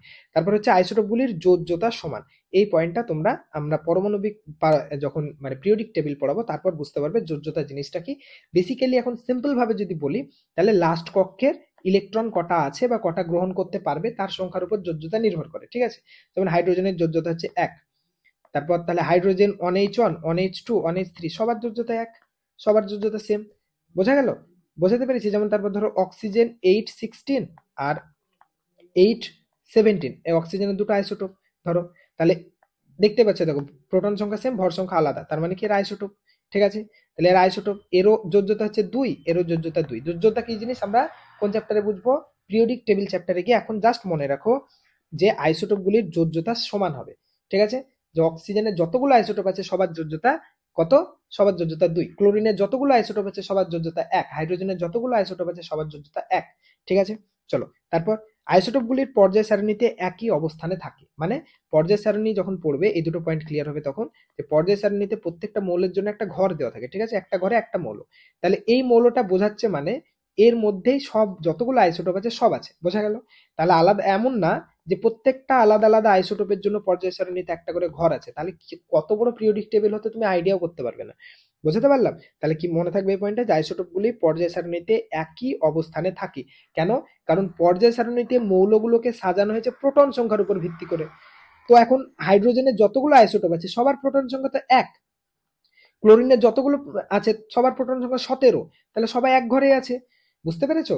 পিরিয়ডিক টেবিলের মৌলগুলোকে সাজানো হয় প্রোটন সংখ্যার উপর ভিত্তি করে, কার কটা প্রোটন সংখ্যা আছে, পারমাণবিক সংখ্যা। তখন আইসোটোপ গুলোর প্রোটন সংখ্যা তো সেম, তাহলে তাদেরকে আমরা আলাদা আলাদা অবস্থানে রাখবো কেন? একই জায়গায় আছে। বোঝা গেল? তাই তাদের জন্য আলাদা কোনো ঘরের দরকার নেই। হাইড্রোজেন লেখা আছে মানে ওর মধ্যে যতগুলো আইসোটোপ সবার অবস্থান বোঝাচ্ছে। ক্লিয়ার? এই পয়েন্টটা মাথার মধ্যে ঢুকেছে? পয়েন্টটা মাথার মধ্যে ঢুকেছে? তাহলে এই 4টে বৈশিষ্ট্য বোঝা গেল, যে প্রত্যেকটা আইসোটোপের পারমাণবিক সংখ্যা সমান হবে, মানে প্রোটন সংখ্যা সমান হবে, ভর সংখ্যা আলাদা হবে। 2 নম্বর, এদের ভৌত ধর্ম আলাদা হতে পারে কিন্তু রাসায়নিক ধর্ম এক। 3 নম্বর, তাদের যোজ্যতা সমান হবে, আর পিরিয়ডিক টেবিলে একই পজিশনে সবার অবস্থান। একই পজিশনে সবার অবস্থান। ওকে, একই পজিশনে সবার অবস্থান। এবার হচ্ছে আইসোটোপের ব্যবহার। আইসোটোপের ব্যবহার কি? এই কয়েকটা পয়েন্ট একটু ভীষণ ইম্পর্টেন্ট। একটা হচ্ছে ক্যান্সার রোগের চিকিৎসায় আমরা কি কি আইসোটোপ ব্যবহার করি? আয়োডিন আর কোবাল্ট আইসোটোপ ব্যবহার করি। আয়োডিনের আর কোবাল্ট, কোবাল্ট একটা ধাতু, আয়োডিন তো নাম শুনেছো। আয়োডিন আর কোবাল্ট কোবাল্ট ধাতুর একটা আইসোটোপ আর আয়োডিনের আইসোটোপকে আমরা ব্যবহার করি কোথায়? ক্যান্সারের চিকিৎসায়। বোঝা গেল? আচ্ছা, তারপর C14 কার্বনের 3টা আইসোটোপ আছে, আজকে পড়বো, মানে অনেকগুলো আছে, তার মধ্যে মেন আছে C612, C613, আসছে এগুলো সব, আর C614। এর মধ্যে যে এই আইসোটোপটা, মানে যার ভর সংখ্যা 14, প্রোটন সংখ্যা 6, এই আইসোটোপটার সাহায্যে পৃথিবীর বয়স, বিভিন্ন পাথর, ধরো অনেক পুরনো পাথর আছে, সেই পাথরের বয়স বের করতে, অনেক বড় বড় পুরনো গাছ, তাদের বয়স বের করতে আমরা কার্বনের 14 আইসোটোপটা ব্যবহার করি। C14, এই আইসোটোপটার নাম হচ্ছে C14। 14 মানে ভর সংখ্যা 14। আইসোটোপকে এভাবেই বোঝানো হয়, আইসোটোপকে এভাবেই বোঝানো হয়, ধরো C14 লেখা আছে মানে এর ভর সংখ্যা 14, ঠিক আছে? C14, এইভাবে আইসোটোপকে বোঝানো হয়। ক্লিয়ার হয়েছে এইটুকু? ক্লিয়ার হয়েছে না হয়নি? বলো, এটুকু বুঝেছো? তাহলে আইসোটোপের ব্যবহারগুলো বুঝলে, ক্যান্সার রোগের চিকিৎসা আয়োডিন কোবাল্ট আইসোটোপ ব্যবহার করি, আর কার্বনের C14 আইসোটোপের সাহায্যে আমরা পৃথিবীর বয়স, পাথর, গাছ ইত্যাদির বয়সকে আমরা নির্ণয় করি। ওকে, এবার আমরা বিভিন্ন ধরনের আইসোটোপ গুলো দেখবো, তারপর আইসোটোন, আইসোবার এগুলো শিখবো। ওকে, যেমন হাইড্রোজেনের বললাম 3টা আইসোটোপ আছে। কি বললাম? হাইড্রোজেনের 3টা আইসোটোপ আছে। প্রথম আইসোটোপটার নাম হচ্ছে সাধারণ হাইড্রোজেন বা প্রোটিয়াম, অন যেটা, কেন? শুধুমাত্র প্রোটন নিয়ে তৈরি, তাই নাম হচ্ছে প্রোটিয়াম। আচ্ছা, তারপর হচ্ছে দ্বিতীয় যে আইসোটোপটা ON-H2, তার নাম হচ্ছে ভারী হাইড্রোজেন বা ডয়টেরিয়াম। তাহলে 3টা আইসোটোপ, একটা হচ্ছে প্রোটিয়াম, ডয়টেরিয়াম আর ট্রাইটিয়াম। নামগুলো মনে রাখতে হবে। ON-H1 এর নাম কি? প্রোটিয়াম। ON-H2 এর নাম হচ্ছে ডয়টেরিয়াম, আর ON-H3 এর নাম হচ্ছে ট্রাইটিয়াম। ঠিক আছে, মনে থাকবে, ট্রাইটিয়াম। 3টা আইসোটোপ। তাহলে প্রথম আইসোটোপকে বলা হয় সাধারণ হাইড্রোজেন বা প্রোটিয়াম। দ্বিতীয় আইসোটোপ ON-H2, এটাকে বলা হয় ভারী হাইড্রোজেন বা ডয়টেরিয়াম। ভারী হাইড্রোজেন কেন? কারণ ভারী জল, জল দুই ধরনের, একটা নর্মাল জল আর একটা হচ্ছে ডিস্টিল ওয়াটার বা ভারী জল। ওই ভারী জল তৈরিতে এই আইসোটোপটা ব্যবহার হয়, তার জন্য আমরা এটাকে কি বলি? ভারী হাইড্রোজেন বলি, বা এটার তুলনায় ভারী, তাই তার জন্য বলতে পারো। তাহলে একটা হচ্ছে সাধারণ হাইড্রোজেন বা প্রোটিয়াম, একটা হচ্ছে ভারী হাইড্রোজেন বা ডয়টোরিয়াম, আর একটা হচ্ছে ট্রাইটিয়াম। 3টে। ঠিক আছে, প্রতিটা আইসোটোপের পারমাণবিক সংখ্যা 1। আইসোটোপ মানে পারমাণবিক সংখ্যা 1 হবে, কিছু কোনো নেই। ভর সংখ্যা আলাদা, প্রথমটার হচ্ছে 1, দ্বিতীয়টার 2 আর তৃতীয়টার 3। এবার দেখো আমি এই 3টা আইসোটোপের এখানে ছবি এঁকেছি। দেখো, প্রথম আইসোটোপের নিউক্লিয়াসে শুধুমাত্র একটা প্রোটন আছে, আর কিছু নেই। এই পয়েন্টটা মাথায় রাখবে। এমন একটা আইসোটোপ বা মৌল কি? হাইড্রোজেনের প্রোটিয়াম আইসোটোপ, যার মধ্যে কোনো রকম নিউট্রন নেই, শুধু প্রোটন আছে, শুধু প্রোটন আছে। ওকে, বোঝা গেল? আচ্ছা, তাহলে এই ON-H1 এর স্ট্রাকচার যদি দেখো কেমন হবে, আমি একটু জুম করে দেখাচ্ছি। ON-H1 এর স্ট্রাকচার, নিউক্লিয়াসে শুধুমাত্র একটা প্রোটন, কোনো নিউট্রন নেই, আর একটা ইলেকট্রন এর চারপাশে ঘুরছে। ওকে, আচ্ছা, তারপর হচ্ছে ON-H2 যদি স্ট্রাকচার দেখো, তাহলে নিউক্লিয়াসের মধ্যে একটা প্রোটন, একটা নিউট্রন আছে। একটা প্রোটন, একটা নিউট্রন, কেন? ভর সংখ্যা 2, তাহলে একটা প্রোটন থাকলে নিউট্রন কটা? একটা। আর একটা ইলেকট্রন একটা ফার্স্ট কক্ষে রোটেট করছে, ডয়টেরিয়ামের। আর টাইট্রিয়ামে কি? দুটো নিউট্রন আছে। দেখো, যেগুলো আকাশি কালার দিয়ে আছে, স্কাই কালার, সেগুলো হচ্ছে নিউট্রন, আর ব্ল্যাকটা হচ্ছে প্রোটন। তাহলে একটা প্রোটন আছে, দুটো নিউট্রন, কেন? ভর সংখ্যা 3, তার মানে একটা প্রোটন থাকলে বাকি দুটো নিউট্রন। এটা হচ্ছে ট্রাইটিয়াম। সবার ক্লিয়ার? সবার ক্লিয়ার? তাহলে আইসোটোপ গুলোর ভর সংখ্যা অলওয়েজ কি হবে? আলাদা হবে, অলওয়েজ আলাদা। প্রোটন সংখ্যা অলওয়েজ সেম। ওকে, প্রোটন সংখ্যা অলওয়েজ সেম, আর ভর সংখ্যা হচ্ছে অলওয়েজ আলাদা। ক্লিয়ার হয়েছে না হয় নাই? বুঝছো সবাই? Very good. চলো, তাহলে আমরা হাইড্রোজেনের 3টা আইসোটোপ শিখে নিলাম। এখানে এগুলো এখানে বের করা আছে, যে প্রোটন সংখ্যা কটা, নিউট্রন সংখ্যা কটা, এগুলো সব ডিটেলসে দেওয়া আছে। ছকগুলো নিজে নিজে একবার পড়বে, তাহলে খুব ভালো করে বুঝতে পারবে। ওকে, চলো। আচ্ছা, তারপর হচ্ছে কার্বনের। কার্বনের আমরা মেনলি 3টা আইসোটোপ দেখবো। কি কি?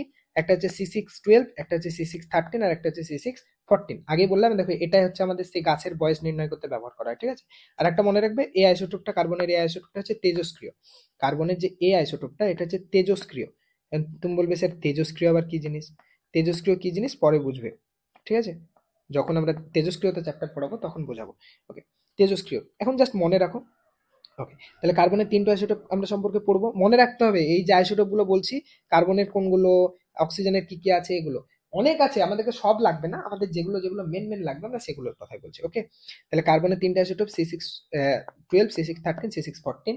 তার মানে প্রত্যেকের মধ্যে প্রোটন সংখ্যা দেখো 6টা, কিন্তু প্রত্যেকের ভর সংখ্যা আলাদা। তাহলে প্রথমটার মধ্যে কতগুলো নিউট্রন আছে? 6টা। দ্বিতীয়টার মধ্যে নিউট্রন আছে 13 - 6 মানে 7টা। C614 কতগুলো নিউট্রন আছে? 8টা। এগুলো নতুন করে বোঝানোর কিছু নেই না, এগুলো তো অলরেডি জানো, আমি জাস্ট মেন মেন পয়েন্টগুলো বলে দিচ্ছি। তারপর অক্সিজেনের 3টা আইসোটোপ কি কি? একটা হচ্ছে O8O16, একটা হচ্ছে 8O17, আর একটা হচ্ছে 8O18। তাহলে এই 3টা হচ্ছে অক্সিজেনের আইসোটোপ। তাহলে এর মধ্যে দেখতে পাচ্ছ ভর সংখ্যা 16, এর 17, এর 18। তাহলে ভর সংখ্যা আলাদা, প্রোটন সংখ্যা সেম। তাহলে এখানে এর নিউট্রন সংখ্যা কটা? 8টা। এর নিউট্রন সংখ্যা মানে দ্বিতীয়টার নিউট্রন সংখ্যা 9টা, তৃতীয়টার নিউট্রন সংখ্যা হচ্ছে 10টা। তাহলে আমাদেরকে সবার না, মেন মেন কিছু পার্টিকেল আছে যাদের আইসোটোপ গুলো মনে রাখতে হবে যে এদের এতগুলো এই আইসোটোপগুলো আছে, মেন আইসোটোপগুলো, সব না, ঠিক আছে। তারপর ক্লোরিনের 1735 আর 1737 এই দুটো আইসোটোপ মনে রাখবে, তাহলে হবে কি ক্লোরিনের 1735 1737 এগুলো হচ্ছে ক্লোরিনের আইসোটোপ, আরো আছে বাট এই দুটো মনে রাখবে তাহলে হবে। ওকে, আচ্ছা তাহলে সবার দেখো পরমাণু সংখ্যা সমান, পারমাণবিক সংখ্যা সেম, মানে প্রোটন সংখ্যা, ভর সংখ্যা আলাদা। এর মধ্যে কতগুলো, এর মধ্যে প্রোটন নিউট্রন কতগুলো আছে 1735, তাহলে 35 থেকে 17 বাদ দিলে 18টা নিউট্রন, আর এর মধ্যে 37 মাইনাস 17 মানে 20টা নিউট্রন। আশা করি এগুলো বুঝতে কারো প্রবলেম হচ্ছে না। C14 এবং C13 এর ব্যবহার তো জানি, বাট C12, আরে সবকিছুকে ব্যবহার করা হবে এমন কোনো কথা আছে নাকি? আজব ব্যাপারতে পাগলি নাকি? C6 এমনি নর্মাল আইসোটোপ, ওটা নর্মাল মৌল, যত বড় বড় মৌল তৈরি হচ্ছে সব জায়গায় তো C6 আছে, C612 তো সব জায়গায় ব্যবহার হয়। আরে কার্বনের যত যৌগ আছে বেশিরভাগ যৌগতে C612 ব্যবহার হয়, ওগুলোর স্পেশাল নেচার আছে। C614 এর স্পেশাল নেচার আছে, ও তেজস্ক্রিয়, ওটার ওই তেজস্ক্রিয় ধর্মটাকে কাজে লেগে আমরা আবার, আরে মাথা মোটা, ধরো তোমার ক্লাসে 100 জন স্টুডেন্ট আছে, এবার স্পোর্টসে কি 100 জন স্টুডেন্টকে নিয়ে যাবে?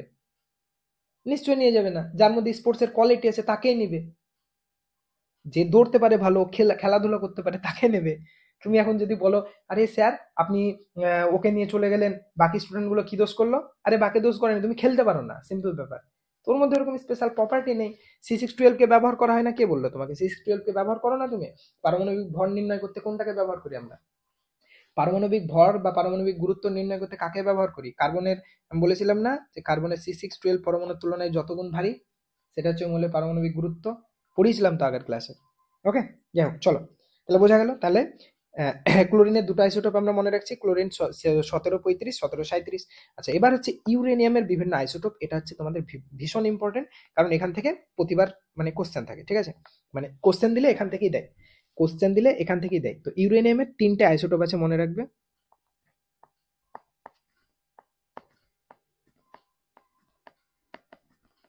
ইউরেনিয়ামের 3টে আইসোটোপ আছে মনে রাখবে, কি কি? একটা হচ্ছে ইউরেনিয়াম 92 235। ইউরেনিয়াম হচ্ছে পিরিয়ডিক টেবিলের শেষ প্রাকৃতিক মৌল, ঠিক আছে, পিরিয়ডিক টেবিল আসবে তখন এসব বলবো, এখন বলে লাভ নেই। ইউরেনিয়াম 92 238 আর ইউরেনিয়াম 92 239। তুমি আমাকে ইউরেনিয়াম 92 238 এর প্রোটন ইলেকট্রন নিউট্রন সংখ্যা বের করে বলো। তোমরা আমাকে ইউরেনিয়াম 92 238 এর প্রোটন ইলেকট্রন আর নিউট্রন সংখ্যা বের করে তাড়াতাড়ি বলো।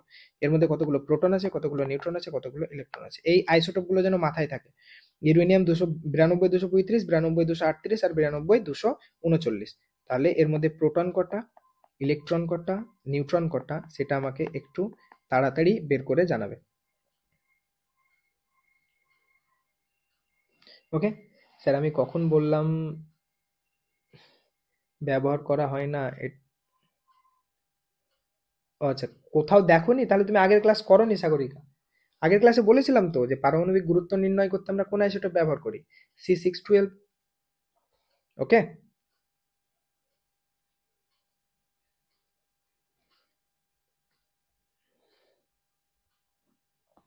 তাহলে আইসোটোপ গুলো কিন্তু মনে রাখতে হবে, নাম্বার গুলো যেভাবে বললাম।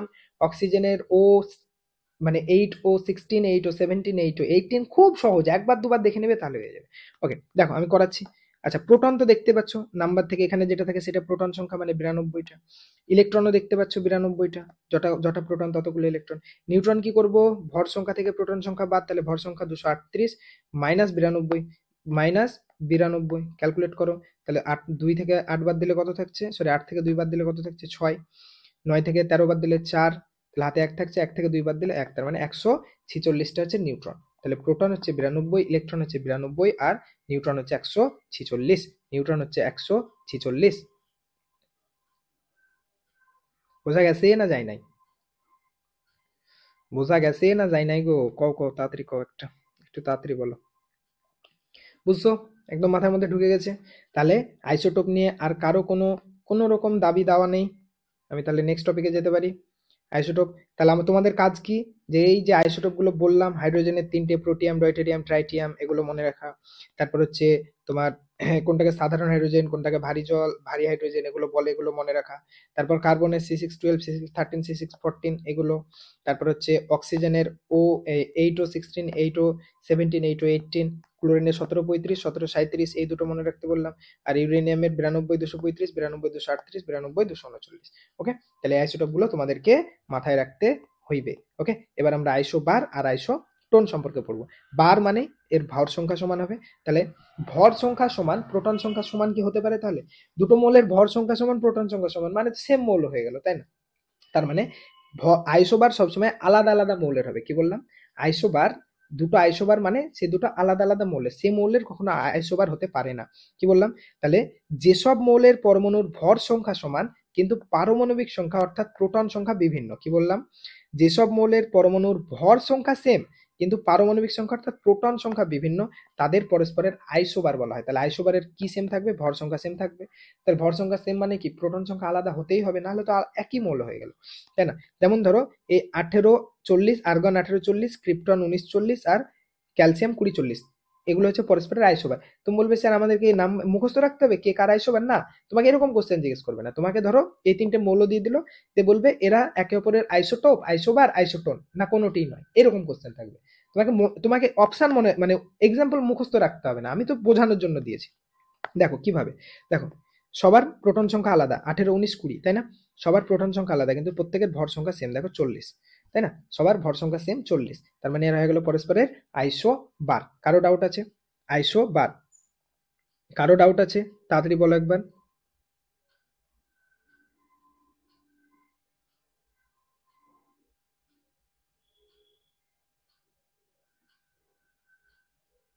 সবার ক্লিয়ার? আইসোবার মানে আলাদা আলাদা মৌল। আচ্ছা, এবার আইসোটোন, নামে আছে টোন মানে এন আছে, তার মানে কি নিউট্রন সংখ্যা সেম হবে। তাহলে যেসব মৌলের পরমাণু নিউক্লিয়াসের নিউট্রন সংখ্যা সমান কিন্তু প্রোটন সংখ্যা বিভিন্ন, তাদের পরস্পরের আইসোটোন বলে। তার মানে প্রোটন সংখ্যা বিভিন্ন মানে কি? এরাও কি আলাদা আলাদা মৌল। তাহলে যেমন ফসফরাস,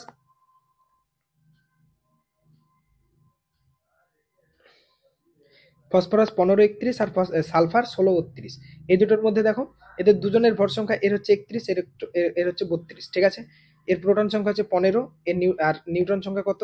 নিউট্রন সংখ্যা হচ্ছে 31 মাইনাস 15 মানে 16, 31 মাইনাস 15 16। সালফার 16 32 মানে 32 হচ্ছে ভর সংখ্যা, প্রোটন সংখ্যা 16, তাহলে নিউট্রন সংখ্যা হচ্ছে 32 মাইনাস 16 মানে 16।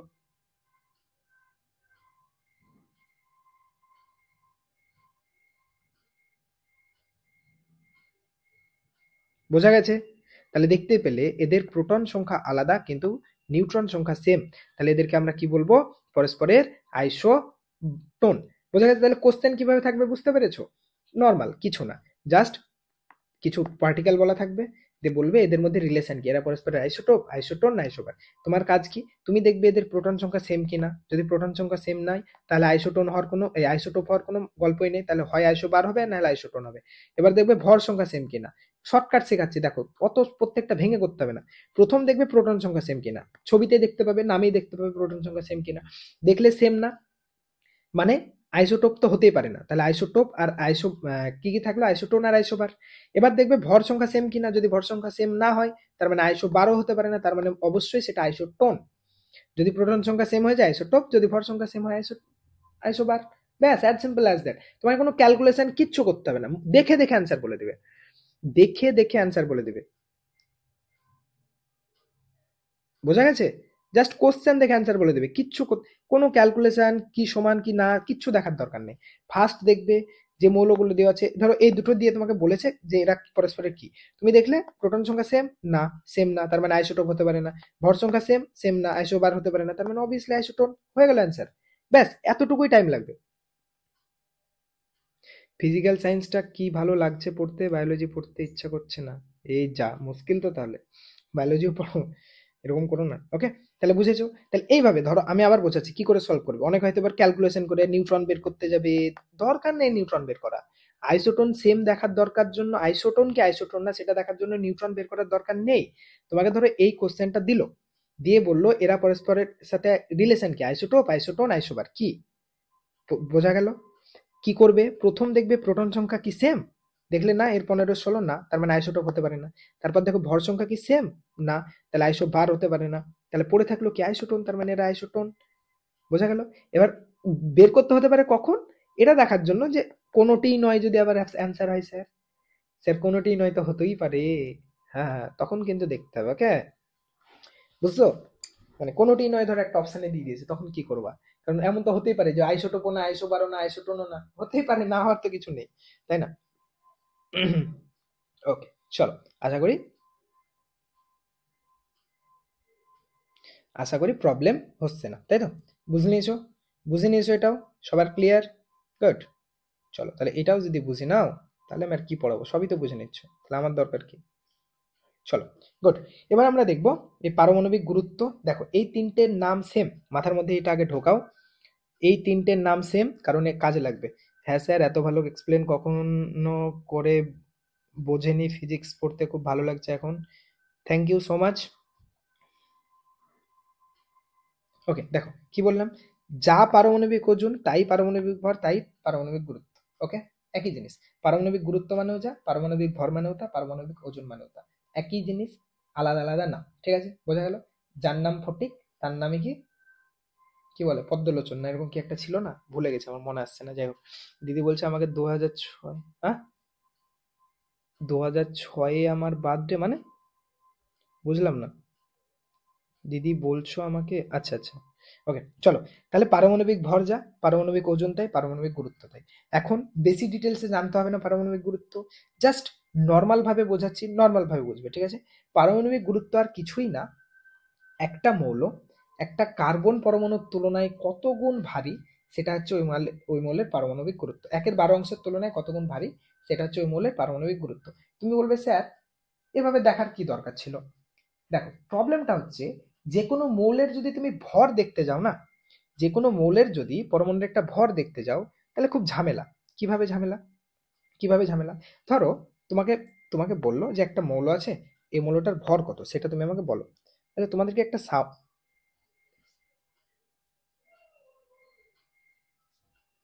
ওকে, সাউন্ডটা আসছে না, গুড।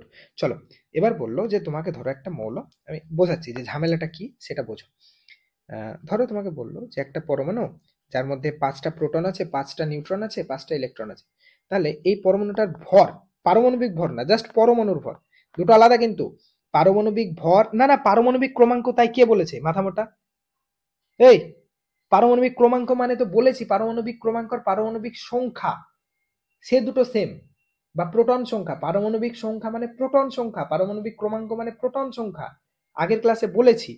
আমি এক্সট্রা বাড়িয়ে বলো কেন? আমি যদি এক্সট্রা থাকতো তাহলে তো আমি এখানে লিখে দিতাম, এক্সট্রা যদি থাকতো আমি এতগুলো লিখতে পেরেছি, পারমাণবিক ক্রমাঙ্ক লিখতে পারতাম না? আমি বললাম পারমাণবিক ওজন, পারমাণবিক ভর, পারমাণবিক গুরুত্ব এই তিনটে সেম, পারমাণবিক ক্রমাঙ্ক, পারমাণবিক সংখ্যা, প্রোটন সংখ্যা সেম, ওগুলো আলাদা জিনিস। ওয়েট, আমার দিকে কনসেন্ট্রেট করো, আমি তো লিখতাম তাহলে যদি থাকতো। ওকে, কি বললাম? বললাম যে ধরো একটা পরমাণু, পরমাণুর ভর আলাদা, পারমাণবিক ভর আলাদা, দুটো কিন্তু আলাদা জিনিস। পরমাণুর ভর মানে পুরো পরমাণুটার ভর, ঠিক আছে, পুরো পরমাণুটার নর্মাল ভর, নর্মাল ভর। ধরো একটা পরমাণু যার মধ্যে 5টা প্রোটন আছে, 5টা নিউট্রন আছে, 5টা ইলেকট্রন আছে, তাহলে এর মোট ভর কত হতো পরমাণুটার ভর? তুমি বলবে স্যার 5 ইন্টু প্রোটনের মাস, একটা প্রোটনের, 5 ইন্টু একটা নিউট্রনের mass, mass of neutron, mass of neutron, আর স্যার 5 ইন্টু একটা ইলেকট্রনের মাস, মাস অফ ইলেকট্রন। তাহলে মাস অফ ইলেকট্রন, এবার এগুলো যোগ করবে, প্রোটনের মাস জানো, নিউট্রনের মাস জানো, ইলেকট্রনের মাস জানো, টোটাল যা নাম্বার হবে সেটা হলো ওই মৌলের পরমাণুর ভর। এই নাম্বারটা মনে রাখা কতটা কঠিন বুঝতে পারছো? প্রত্যেকটা মৌলের জন্য নাম্বার মনে রাখা। ইমাজিন করো, ধরো একটা মৌলের মধ্যে 100টা প্রোটন আছে, 100টা নিউট্রন আছে, 100টা ইলেকট্রন আছে, তাহলে তার পরমাণুর ভর, পরমাণুর ভর মানে নর্মাল ভর, যেটা আমরা বুঝি গ্রামে যে ভরটা বুঝি, ওই যে একটা প্রোটনের ভর পড়লাম না 1.6725 ইন্টু 10⁻24 গ্রাম, ওইভাবে, ঠিক আছে, ওই ভরটা, ওটা হচ্ছে কি প্রোটনের ভর।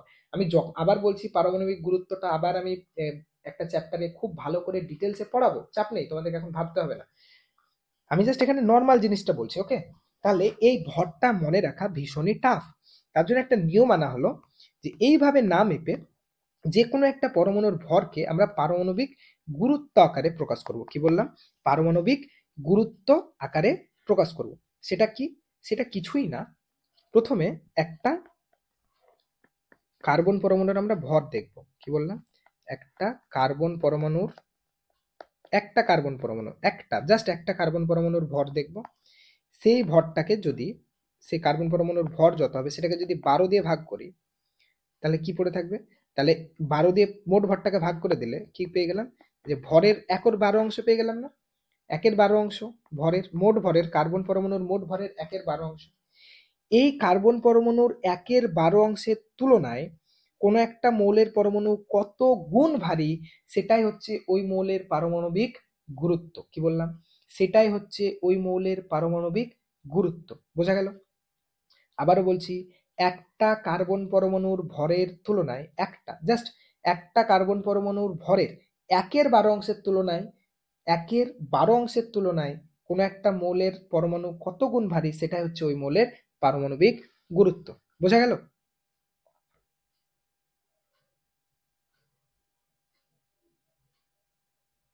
যেমন আমি একটা এক্সাম্পল দিয়ে বোঝাচ্ছি, ঠিক আছে? একটা এক্সাম্পল নিয়ে তাহলে বুঝতে পারবে। ধরো আমি সাপোজ, এটা আবার কেউ সত্যি ধরে নেবে না, ঠিক আছে? আমি জাস্ট বোঝানোর জন্য বলছি। সাপোজ ধরো কার্বনের একটা পরমাণুর ভরকে আমি ধরে নিলাম, কার্বনের একটা পরমাণুর ভরকে আমি ধরে নিলাম 24, ঠিক আছে? একটা পরমাণুর ভর 24, তাহলে এর 1/12 অংশের ভর কত হবে? একে 12 দিয়ে ভাগ করে দাও, তার মানে 2 গ্রাম। তাহলে একটা পরমাণুর ভরের 1/12 অংশ হলো 2 গ্রাম। এবার অক্সিজেনের পারমাণবিক গুরুত্ব আমি বের করতে চাইছি। কি বললাম? অক্সিজেনের পারমাণবিক মানবিক গুরুত্ব বা পারমাণবিক ওজন বের করতে চাইছি। কি করে করব? এবার অক্সিজেনের একটা পরমাণুর ভর মেপে দেখা গেল 4 গ্রাম হচ্ছে। তাহলে অক্সিজেনের পরমাণুর ভরকে কার্বনের 1/12 অংশের তুলনায়, কার্বনের একটা পরমাণুর ভরের 1/12 অংশের তুলনায় যত গুণ ভারী, তাহলে এর তুলনায় এটা কত গুণ? দ্বিগুণ। তার মানে অক্সিজেনের পারমাণবিক গুরুত্ব কত হয়ে যাবে? 2 হয়ে যাবে। এইভাবে, ঠিক আছে? এখন ক্যালকুলেশন জানতে হবে না, এত কঠিন কিছু না, আরো সহজ হবে। আমি জাস্ট তোমাকে এখন বোঝানোর জন্য, আইডিয়া দেওয়ার জন্য বললাম, কিচ্ছু তোমাকে মনে রাখতে হবে না। জাস্ট এইটুকু মনে রাখো, তুমি কার্বনের একটা পরমাণু নিলে, ওর ভরটাকে 12 ভাগ করলে, এক ভাগের ভর নিয়ে যতটা হবে, দেখো 12 ভাগ করেছিলে, দেখো 12 ভাগ, তাহলে এক ভাগের ভর কত হলো? 2 গ্রাম। এক ভাগের ভর যত হবে, তার তুলনায় যে মৌলটার পারমাণবিক গুরুত্ব বের করতে চাইছো, তুমি ধরো অক্সিজেনের পারমাণবিক গুরুত্ব বের করতে চাইছো, তাহলে অক্সিজেনের যা ভর, তাকে কার্বনের একটা পরমাণুর 1/12 অংশের ভর দিয়ে ভাগ করে দাও, যে সংখ্যাটা পাবে সেটা হচ্ছে কার্বনের পারমাণবিক গুরুত্ব। ক্লিয়ার হয়েছে? As simple as that. আর এর বেশি এখন জানার দরকার নেই, এর বেশি এখন জানার দরকার নেই। যখন লাগবে তখন আমি বোঝাবো, এর বেশি যখন লাগবে তখন আমি বোঝাবো। এখন এইটুকু জানলেই তোমরা আমাকে উদ্ধার করে দিবে, ঠিক আছে? এইটুকু জানলেই তোমরা সুন্দরভাবে আমাকে উদ্ধার করে দিবে। এটুকু জেনে আমাকে উদ্ধার করো, তাহলেই হবে। ওকে, বুঝেছো? তাহলে এখন জাস্ট যেহেতু চ্যাপ্টারে আছে তাই আমি বলছি, আমি পরে ডিটেলসে বোঝাবো, তাই লিখলাম পারমাণবিক গুরুত্ব, মানে যে মৌলটার পারমাণবিক গুরুত্ব বের করতে চাইছো। সাপোজ ধরো অক্সিজেনের পারমাণবিক গুরুত্ব বের করতে চাইছো, তাহলে কি লিখবে? অক্সিজেনের একটা পরমাণুর ভর, তাকে কার্বনের একটি পরমাণুর ভরের 1/12 অংশ, মানে একটা পরমাণুর যা ভর তাকে আবার 12 দিয়ে ভাগ করলে যে সংখ্যাটা পাবে সেটা, সেটা বসবে, ঠিক আছে? সেটা বসবে, মাথায় ঢুকেছে? তাহলে সেটা দিয়ে যদি ভাগ করো, তাহলে যেটা পাবে সেটা হলো অক্সিজেনের পারমাণবিক গুরুত্ব। ব্যাস, এইটুকু মাথায় রাখো, ঠিক আছে? আর আর বেশি কিছু জানতে হবে না। এবার আমরা একটা লাস্ট, এখানে একটু পারমাণবিক ওজন আর পরমাণুর ওজনের মধ্যে ডিফারেন্স, এটাই একটু বলছিলাম এতক্ষণ ধরে, এটাই বলছিলাম, ঠিক আছে? পারমাণবিক ওজন তো মানে বললাম যে কোনো মৌলের পারমাণবিক ওজন বলতে ওই মৌলটির একটি পরমাণুর প্রকৃত ওজন না। এই যে অক্সিজেনের পারমাণবিক ভর, আমি আমি এক্সাম্পল অনুসারে 2 বের করলাম, ওটাকে অক্সিজেনের একটা অণুর প্রকৃত ভর না, ওটা প্রকৃত ভর না, ওটা একটা তুল্য ভর। কার তুলনায়? কার্বনের 1/12 অংশের তুলনায় কত গুণ ভারী সেটা বোঝায়, ঠিক আছে? আর পরমাণুর ওজন মানে কি? মৌলের পরমাণুর ওজন বলতে পরমাণুটি সঠিক বা প্রকৃত ভর, মানে ওর মধ্যে কতগুলো প্রোটন আছে, কতগুলো নিউট্রন আছে, কতগুলো ইলেকট্রন আছে, তাদের কম্বাইন্ড ভর, সেটা হচ্ছে পরমাণুর ভর। বোঝা গেল? কোন মৌলের একটি পরমাণুর ওজন বলতে পরমাণুর মধ্যেকার সব কণিকাগুলির ভরের যোগফল, এই যে বললাম কতগুলো প্রোটন আছে, কতগুলো নিউট্রন আছে, কতগুলো ইলেকট্রন আছে, তার মোট ভর।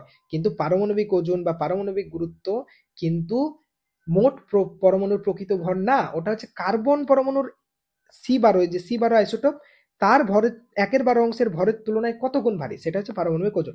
এটা নিয়ে আবার বলছি, এখন মাথা ব্যথার দরকার নেই। এখন যদি না বুঝতে পারো ইগনোর করো, আমরা যখন অ্যাভোগাড্রো ল পড়বো তখন এটা ডিটেলসে পড়বো, এটার কাজ, এটা কিভাবে ব্যবহার হয়, সবকিছু দেখবো। ওকে, সবকিছু দেখবো। আমাদের টপিক আজকের লাস্ট টপিক, সেটা হচ্ছে কোনো মৌলের আইসোটোপগুলির শতকরা পরিমাণ নির্ণয়। কি বললাম? দারুণ একটা ইন্টারেস্টিং জিনিস, সেটা আমাদেরকে আজকে লাস্ট বুঝতে হবে, তাহলে আমাদের এই চ্যাপ্টার শেষ। কি? কোনো মৌলের আইসোটোপগুলির শতকরা পরিমাণ নির্ণয়। কি বলতে চাইলো এখানে সেটা বোঝো। দেখো, একটু মন দিয়ে শুনবে। প্রকৃতিতে যে আইসোটোপগুলো আছে না, প্রকৃতিতে আমাদের যত মৌলগুলো আছে, তারা প্রত্যেকটা মৌলই তাদের আইসোটোপগুলির মিশ্রণ আকারে থাকে। মানে কি বলতে চাইলাম? আইসোটোপগুলির মিশ্রণ।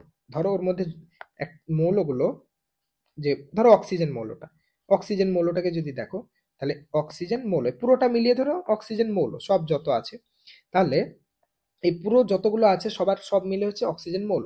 তাহলে এই অক্সিজেন মৌলের মধ্যে অক্সিজেনের এই O18 এ আইসোটোপটাও আছে, O17 এ আইসোটোপও আছে কিছু, O18 এটাও কিছু পার্সেন্টে আছে। বোঝা গেল?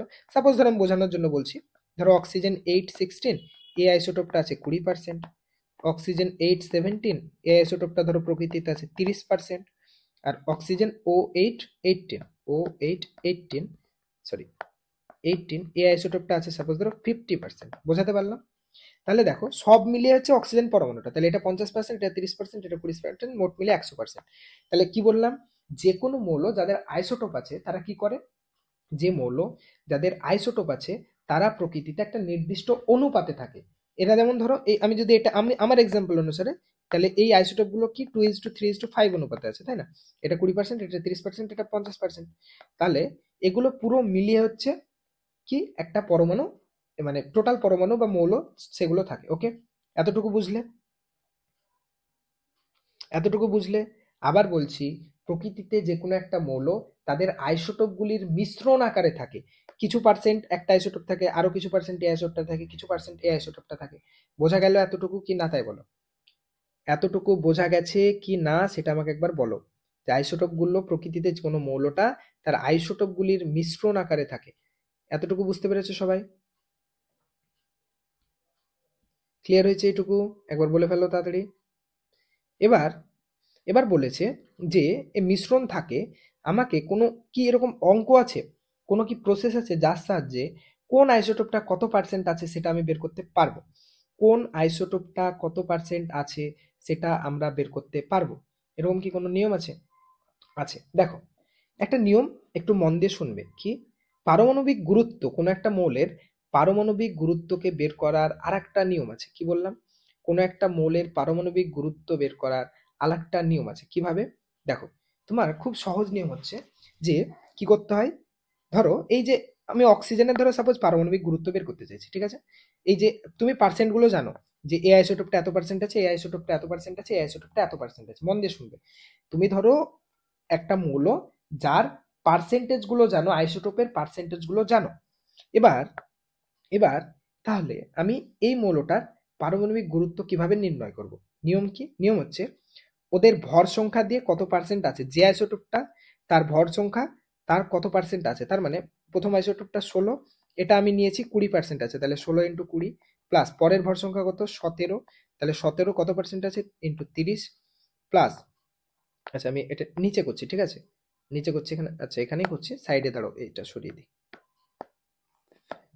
ওকে, তাহলে এই যে ফার্স্ট আইসোটোপটা আছে এর ভর হচ্ছে 16, কত পার্সেন্ট আছে 20%, তার পরেরটা ভর কত, ভর হচ্ছে 17, ভর সংখ্যা কত পার্সেন্ট আছে 30%, তারপরেরটা ভর সংখ্যা 18, কত পার্সেন্ট আছে 50%। তাহলে ভর সংখ্যা ইন্টু যতগুলো আইসোটোপ আছে তার ভর সংখ্যা ইন্টু কত পার্সেন্ট আছে সেটা দিয়ে গুণ করে করে যোগ করলে তাকে মোট কত, মোট 100% আছে। মোট 100, মোট ভর কত হবে 100% হবে, মোট পরিমাণ কত 100%। তাহলে 100 দিয়ে ভাগ যদি করে দাও, 100 দিয়ে ভাগ যদি করে দাও, তাহলে ওই মৌলটার পারমাণবিক গুরুত্ব পাবে। এটা একটা নিয়ম, ঠিক আছে? এটা পারমাণবিক গুরুত্ব বের করার একটা নিয়ম।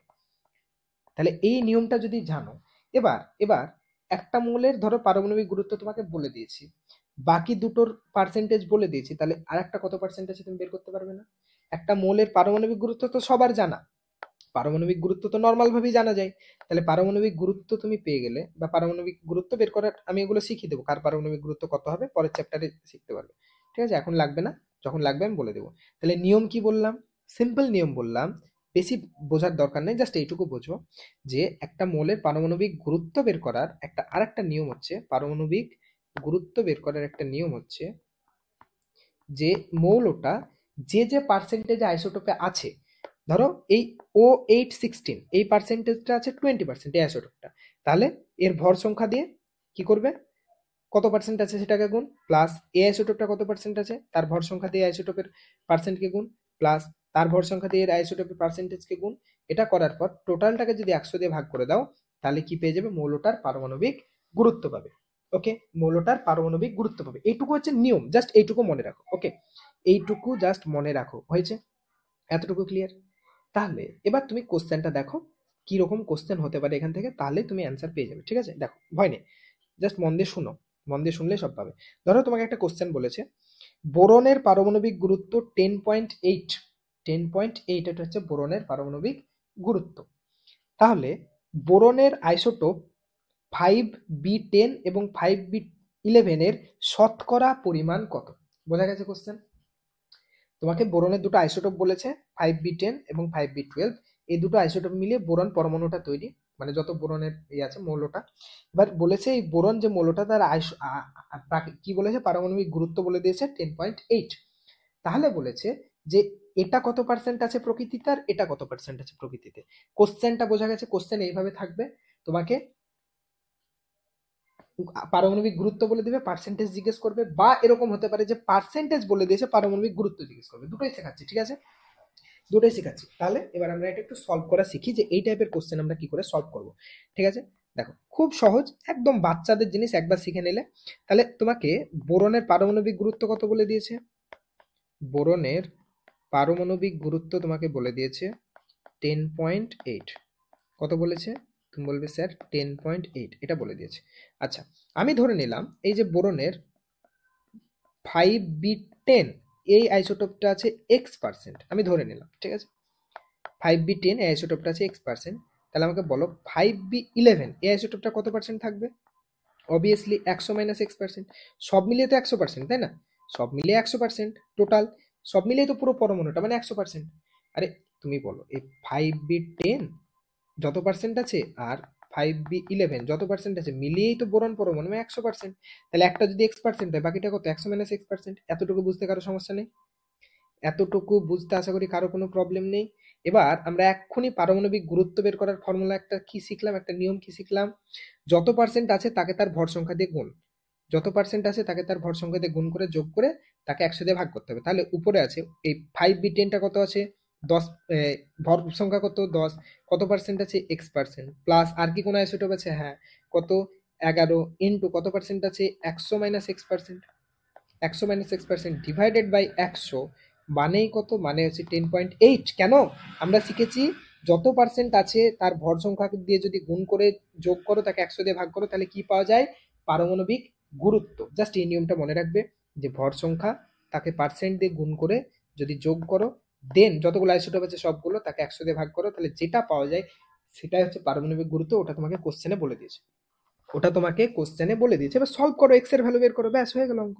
তাহলে উপরে কত এলো, উপরে এলো 10x প্লাস, দেখো 11, এখানে কি আছে 11 ইন্টু 8, এক্স আবার ভেবো না কেউ, দাঁড়াও দাঁড়াও দাঁড়াও, এটা আবার কেউ এক্স ভেবো না, ঠিক আছে, 11 ইন্টু, তাহলে 11 ইন্টু 100, তাহলে কত 1100 minus 11x divided by 100 equal to হচ্ছে 10.8। এবার এই 100কে এইদিকে গুণ করে দাও, তাহলে কি পড়ে থাকলো, আর 10x থেকে 11x বাদ দিলে কি পড়ে থাকছে, 10x থেকে 11x বাদ দিলে মাইনাস এক্স পড়ে থাকছে, প্লাস 1100 ইকুয়াল টু 10.8কে 100 দিয়ে গুণ করলে কি হবে, এখানে দশমিক আছে 2 ঘর সরে যাবে, তার মানে 108, আর এক ঘর সরে গেল মানে 1080, 100 দিয়ে গুণ করলে শুধু 10 দিয়ে গুণ করলে 108 হতো, আর একটা 10 দিয়ে গুণ করছে 100, মানে কি দুবার 10 দিয়ে গুণ করা, তার মানে 1080।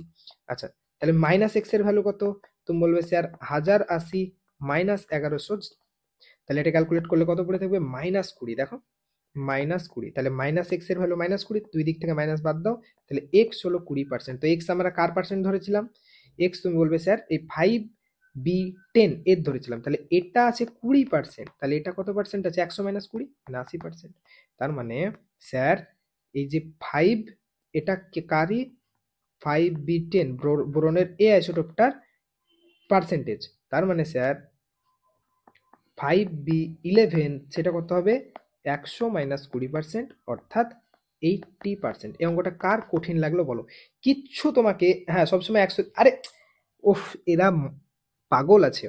শম্পা বল, এই তোমাকে আমি বললাম যে মোট পরমাণু সবসময় 100% হবে। 100% মানে কি? সমস্তটাকে বোঝায় 100%। তুমি পার্সেন্টে পড়োনি? 100% মানে ওই জিনিসটাই, মানে পুরো বোরনকে সবাইকে বোঝাচ্ছে, সব বোরনকে মিলিয়ে হচ্ছে 100%। নিচে সবসময় 100, সব মিলিয়ে তো 100ই হবে না? সব মিলিয়ে তো, আরে পার্সেন্ট আমরা কি করে বের করি? পারমাণবিক গুরুত্ব পার্সেন্ট কি করে? 100-র মধ্যে কত, সেটাই তো পার্সেন্ট। ওকে, ক্লিয়ার হয়েছে? তাহলে কিচ্ছু না, নর্মাল জিনিস, ভর সংখ্যাকে কত পার্সেন্ট আছে সেটা দিয়ে গুণ করো, যোগ করে তাকে 100 দিয়ে ভাগ করলে পারমাণবিক গুরুত্ব পাওয়া যায়। কোশ্চেনে পারমাণবিক গুরুত্ব বলা আছে, ব্যাস। এবার যদি উল্টোটা হয়, সাপোজ ধরো তোমাকে পারমাণবিক গুরুত্ব না বলে বলে দিয়েছে যে এটা আছে 20%, এটা আছে 80%। দেখো কি কোশ্চেন বলেছে, ধরো তোমাকে এরকম কোশ্চেনটা বলে দেবো যে বোরনের 5b10 এটা আছে 20%, আর 5b11 এটা আছে 80%, তাহলে বোরনের পারমাণবিক গুরুত্ব কত? এটা হচ্ছে কোশ্চেন, ঠিক আছে? পারমাণবিক গুরুত্ব কত? কোশ্চেনটা বুঝতে পেরেছো? কোশ্চেনটা ক্লিয়ার হয়েছে? তাহলে এটা এবার এবার কি করে করবে? আগে পারমাণবিক গুরুত্ব বলা ছিল, পার্সেন্ট চেয়েছিল, এবার পার্সেন্ট বলা আছে। এটা আরো সহজ। কেন? আমরা এক্ষুনি শিখলাম পারমাণবিক গুরুত্ব মানে ভর সংখ্যা যত তাকে পার্সেন্ট দিয়ে গুণ, ভর সংখ্যা যত তাকে পার্সেন্ট দিয়ে গুণ, ডিভাইডেড বাই 100, তাই না? তাহলে এর ভর সংখ্যা হচ্ছে 10, পার্সেন্ট দিয়ে গুণ করো, কত পার্সেন্ট আছে? 20%, প্লাস এর ভর সংখ্যা কত? 11, কত পার্সেন্ট আছে? 80%। দিলে এটা দেওয়ার সম্ভাবনা অনেকটা বেশি, ঠিক আছে? ওটাও দিতে পারে, ডিভাইডেড বাই 100। এটা মানে হচ্ছে পারমাণবিক গুরুত্ব বের করার ফর্মুলা, ব্যাস। যে মৌল হোক, ক্যালকুলেট করো, ক্যালকুলেট করো। তাহলে 10 20 200, 11 80, 11 80 কত হবে? 8 11 88 মানে 880, ডিভাইডেড বাই 1000। তাহলে কত হলো স্যার? 820, 880 প্লাস 200 মানে স্যার 1080, ডিভাইডেড বাই 100। 0 0 কেটে গেল, 108 কে 10 দিয়ে ভাগ করলে 10.8 এলো। 10.8 এলো বোরনের পারমাণবিক গুরুত্ব। এটা আরো সহজ, এটা কিছুই না, ঠিক আছে? দুটোই তোমাকে দিতে পারে, হয় পার্সেন্টেজ, একই জিনিস, নিয়ম সেম। এখানে তুমি 20 জানতে না, 80 জানতে না, তাই এখানে এক্স নিয়েছিলাম, এখানে 100 মাইনাস এক্স নিয়েছিলাম, আর এখানে পারমাণবিক গুরুত্ব দিয়েছিল, এক্স এর ভ্যালু সলভ করেছিলাম। এবার আমাকে 20% 80% বলে দিয়েছে, পারমাণবিক গুরুত্ব চেয়েছে, তাহলে পারমাণবিক গুরুত্বের ফর্মুলায় বসিয়ে দিলাম, ভর সংখ্যা ইন্টু কত পার্সেন্ট আছে, ভর সংখ্যা ইন্টু কত পার্সেন্ট আছে, ডিভাইডেড বাই 100 করে দিলে, সলভ করলে চলে আসবে পারমাণবিক গুরুত্ব। তাহলে দুটো টেকনিকই শিখলে, দুটো টেকনিকই শিখলে।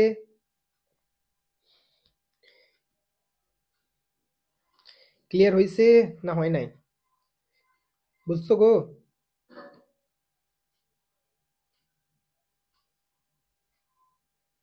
পারমাণবিক ভর, হ্যাঁ ওগুলো সেম। পারমাণবিক ভর, পারমাণবিক ওজন আর পারমাণবিক গুরুত্ব একই জিনিস।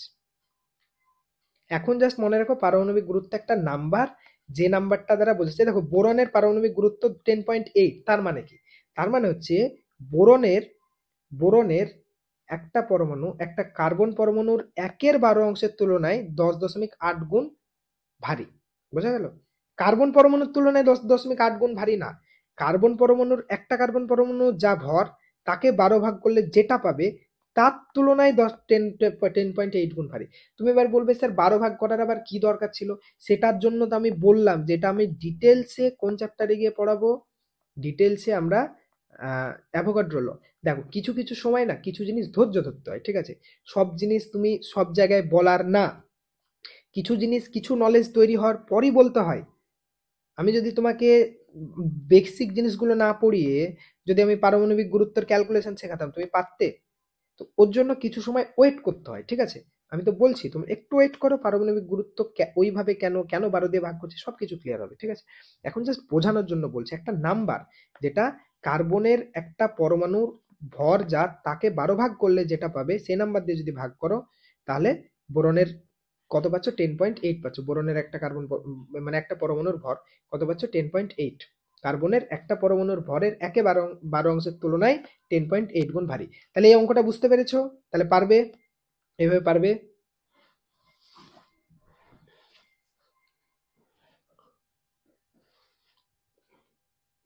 তাহলে এই টাইপের অঙ্ক থাকলে পারবে। আচ্ছা এখানে আর একটা টার্ম বলে দিই, ঠিক আছে? এখানে একটা টার্ম বলে দিই, আইসো ডায়াফার। এটা পড়াইনি এখানে, কোনো কোনো বইয়ে পেতে পারো, ঠিক আছে? কি বললাম? আইসো ডায়াফার। তখন পরে এসে জিজ্ঞেস করবে, স্যার আইসো ডায়াফার কি ছিল, কি বললেন তো আপনি? বলে দিলাম, সব বইয়ে পাবে না, কিছু কিছু বইয়ে থাকতে পারে। কি বললো না? ওকে, চলো, আইসো ডায়াফার জিনিসটা কি? যদি ধরো এমন দুটো মৌল যাদের নিউট্রন মাইনাস প্রোটন সংখ্যা সমান, নিউট্রন মাইনাস প্রোটন এই সংখ্যাটা সমান, নিউট্রন মাইনাস প্রোটন সংখ্যা সমান, দুটো আলাদা আলাদা মৌল যাদের নিউট্রন মাইনাস প্রোটন সংখ্যা সমান, তাদেরকে পরস্পরের একে অপরের আইসো ডায়াফার বলা হয়, ঠিক আছে?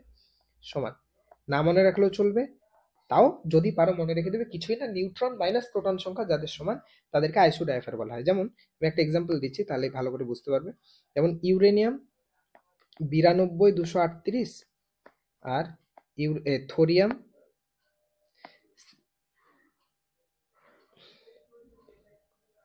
থোরিয়াম 90 234, এই যে দুটো একে অপরের আইসো ডায়াফার। কেন? দেখো, নিউট্রন মাইনাস প্রোটন সংখ্যা বললাম, তাহলে এর নিউট্রন কটা? তুমি বলবে এর নিউট্রন হচ্ছে 238 মাইনাস 92 মানে 146। এর নিউট্রন কটা? এর নিউট্রন হচ্ছে 234 মাইনাস 90 মানে 144। ওকে, এর প্রোটন কটা? তুমি বলবে এর প্রোটন হচ্ছে 92টা। এর প্রোটন কটা? 90টা। তাহলে নিউট্রন মাইনাস প্রোটন কত হচ্ছে দেখো তো। তুমি বলবে স্যার 6 থেকে 2 বাদ দিলে 4, 9 থেকে 14 বাদ দিলে হচ্ছে 5, তাহলে 54। এর নিউট্রন মাইনাস প্রোটন হচ্ছে 54, এরও নিউট্রন মাইনাস প্রোটন হচ্ছে 54। দেখো ক্যালকুলেট করে, 90, দেখো 0 মানে 4, আর 9 থেকে 14 বাদ দিলে 5, 54। তাহলে দেখো এরও নিউট্রন মাইনাস প্রোটন, এই ইউরেনিয়াম 238 আর থোরিয়াম 90 234, দুজনেরই নিউট্রন মাইনাস প্রোটনের সংখ্যা সমান, তাকে বলা হচ্ছে 54। আচ্ছা, এগুলোর কোনো কাজ নেই, এগুলো কি বলতো, মানে সেই হয় না, বেশি টার্ম বাড়িয়েছে তাই আর কিছু না, টার্ম বাড়িয়েছে তাই আর কিছু না। তাহলে এটাকে বলা হচ্ছে একে অপরের আইসো, কি বললাম, ডায়াফার। যদি দুটো পরমাণুর নিউট্রন মাইনাস প্রোটন সংখ্যা সমান সমান হয়, নিউট্রন মাইনাস প্রোটন সংখ্যা ইকুয়াল হয়, যেভাবে নিউট্রন প্লাস প্রোটন অর্থাৎ ভর সংখ্যা ইকুয়াল হলে আমরা কি বলছিলাম? আইসো, বা নিউট্রন প্লাস প্রোটন সংখ্যা অর্থাৎ ভর সংখ্যা যদি ইকুয়াল, নিউট্রন ভর সংখ্যা মানে কি? Neutron plus proton. তাহলে দুটো মৌলের যদি নিউট্রন প্লাস প্রোটন সংখ্যা সমান হয়, তাহলে তাকে যেমন আইসো বার বলছিলাম, সেরকম নিউট্রন মাইনাস প্রোটন সংখ্যা যদি ইকুয়াল হয়, তাহলে তাকে কি বলবো? আইসো ডায়াফার।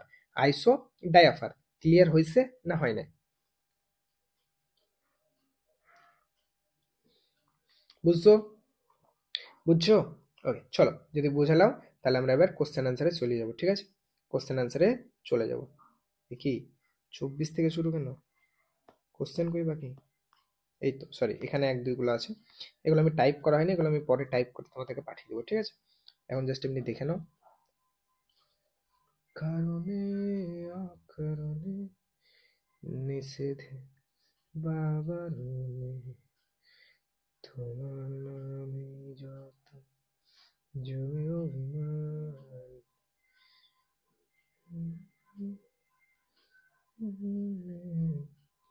কোথায় বাকি ছিলে। দেখো, 1 নম্বর কোশ্চেনটা তো আমরা অলরেডি অ্যান্সার করে নিলাম। 1 নম্বর কোশ্চেনটার অ্যান্সার আমাদের অলরেডি হয়ে গেছে কি, যে 5x10 আর 5x11 পরমাণু দুটির শতকরা উপস্থিত যথাক্রমে 20% 80% হয়, তাহলে মৌলটির পারমাণবিক গুরুত্ব কত? কত অ্যান্সার এসছে আমাদের? 10.8 না? 10.8, এটা তো অলরেডি হয়ে গেছে, ঠিক আছে? আচ্ছা, তারপর 2 নম্বর কোশ্চেনটা বলেছি, পরমাণুর চেয়ে আয়ন বেশি সুস্থিত, উক্তিটি সত্য না মিথ্যা? কি হবে? পরমাণুর চেয়ে আয়ন বেশি সুস্থিত, উক্তিটি সত্য না মিথ্যা?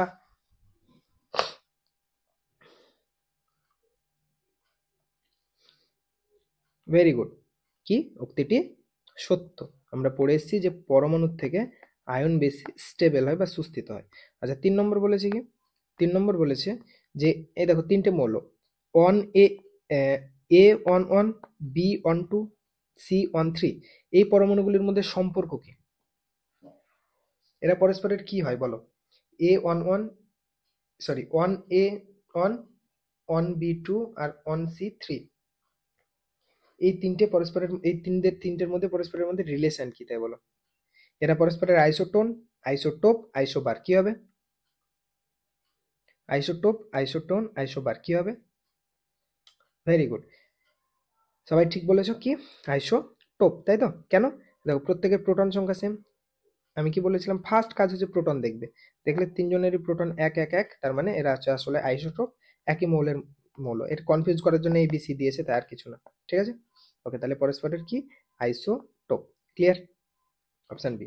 আচ্ছা, তারপর কি 4 নম্বর, একটি নিউট্রন কুলম্ব এককে যে পরিমাণ আধান বহন করে, একটি নিউট্রন কুলম্ব এককে যে পরিমাণ আধান বহন করে তার মান কত, বলো?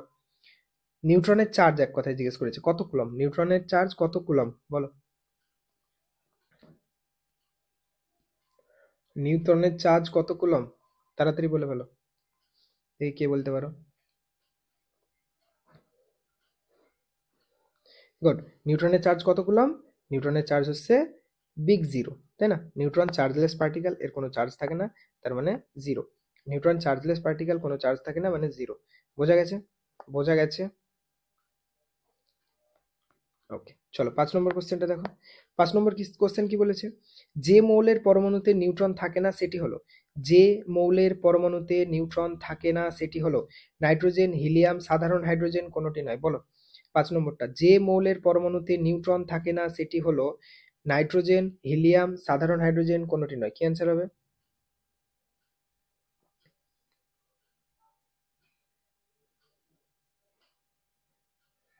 গুড, সাধারণ হাইড্রোজেন ONH1, আমরা আজকেই পড়লাম যে ONH1 সাধারণ হাইড্রোজেন বা প্রোটিয়াম, যে আইসোটোপটা হাইড্রোজেনের, তার মধ্যে কোনো রকম নিউট্রন থাকে না, শুধুমাত্র প্রোটন থাকে, শুধুমাত্র প্রোটন থাকে, তাই না? আচ্ছা, তারপর বলেছে একটি ইলেকট্রনের ভর, একটা ইলেকট্রনের ভর কততে জিজ্ঞেস করেছে। 9.11 into 10⁻28 KG, 9.11 into 10⁻31 KG, 1.60 into 10⁻19 গ্রাম, কোনোটি নয়, বলো কি হবে এটা? দেখি কি শিখেছো। একটি ইলেকট্রনের ভর 9.11 ইন্টু 10⁻31 কেজি, 10⁻28 কেজি, না 10⁻19 কেজি, না কোনোটি না।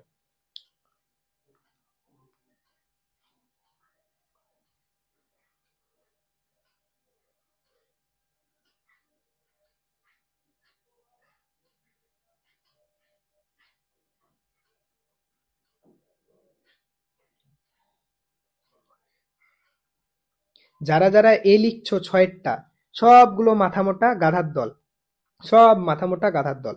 আমি এতবার করে বলে দিলাম যে যদি যদি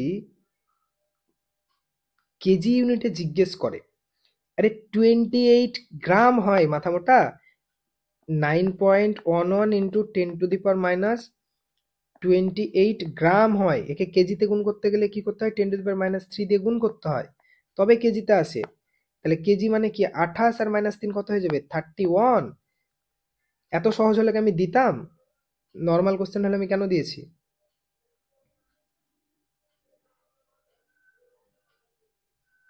ছাগল সব।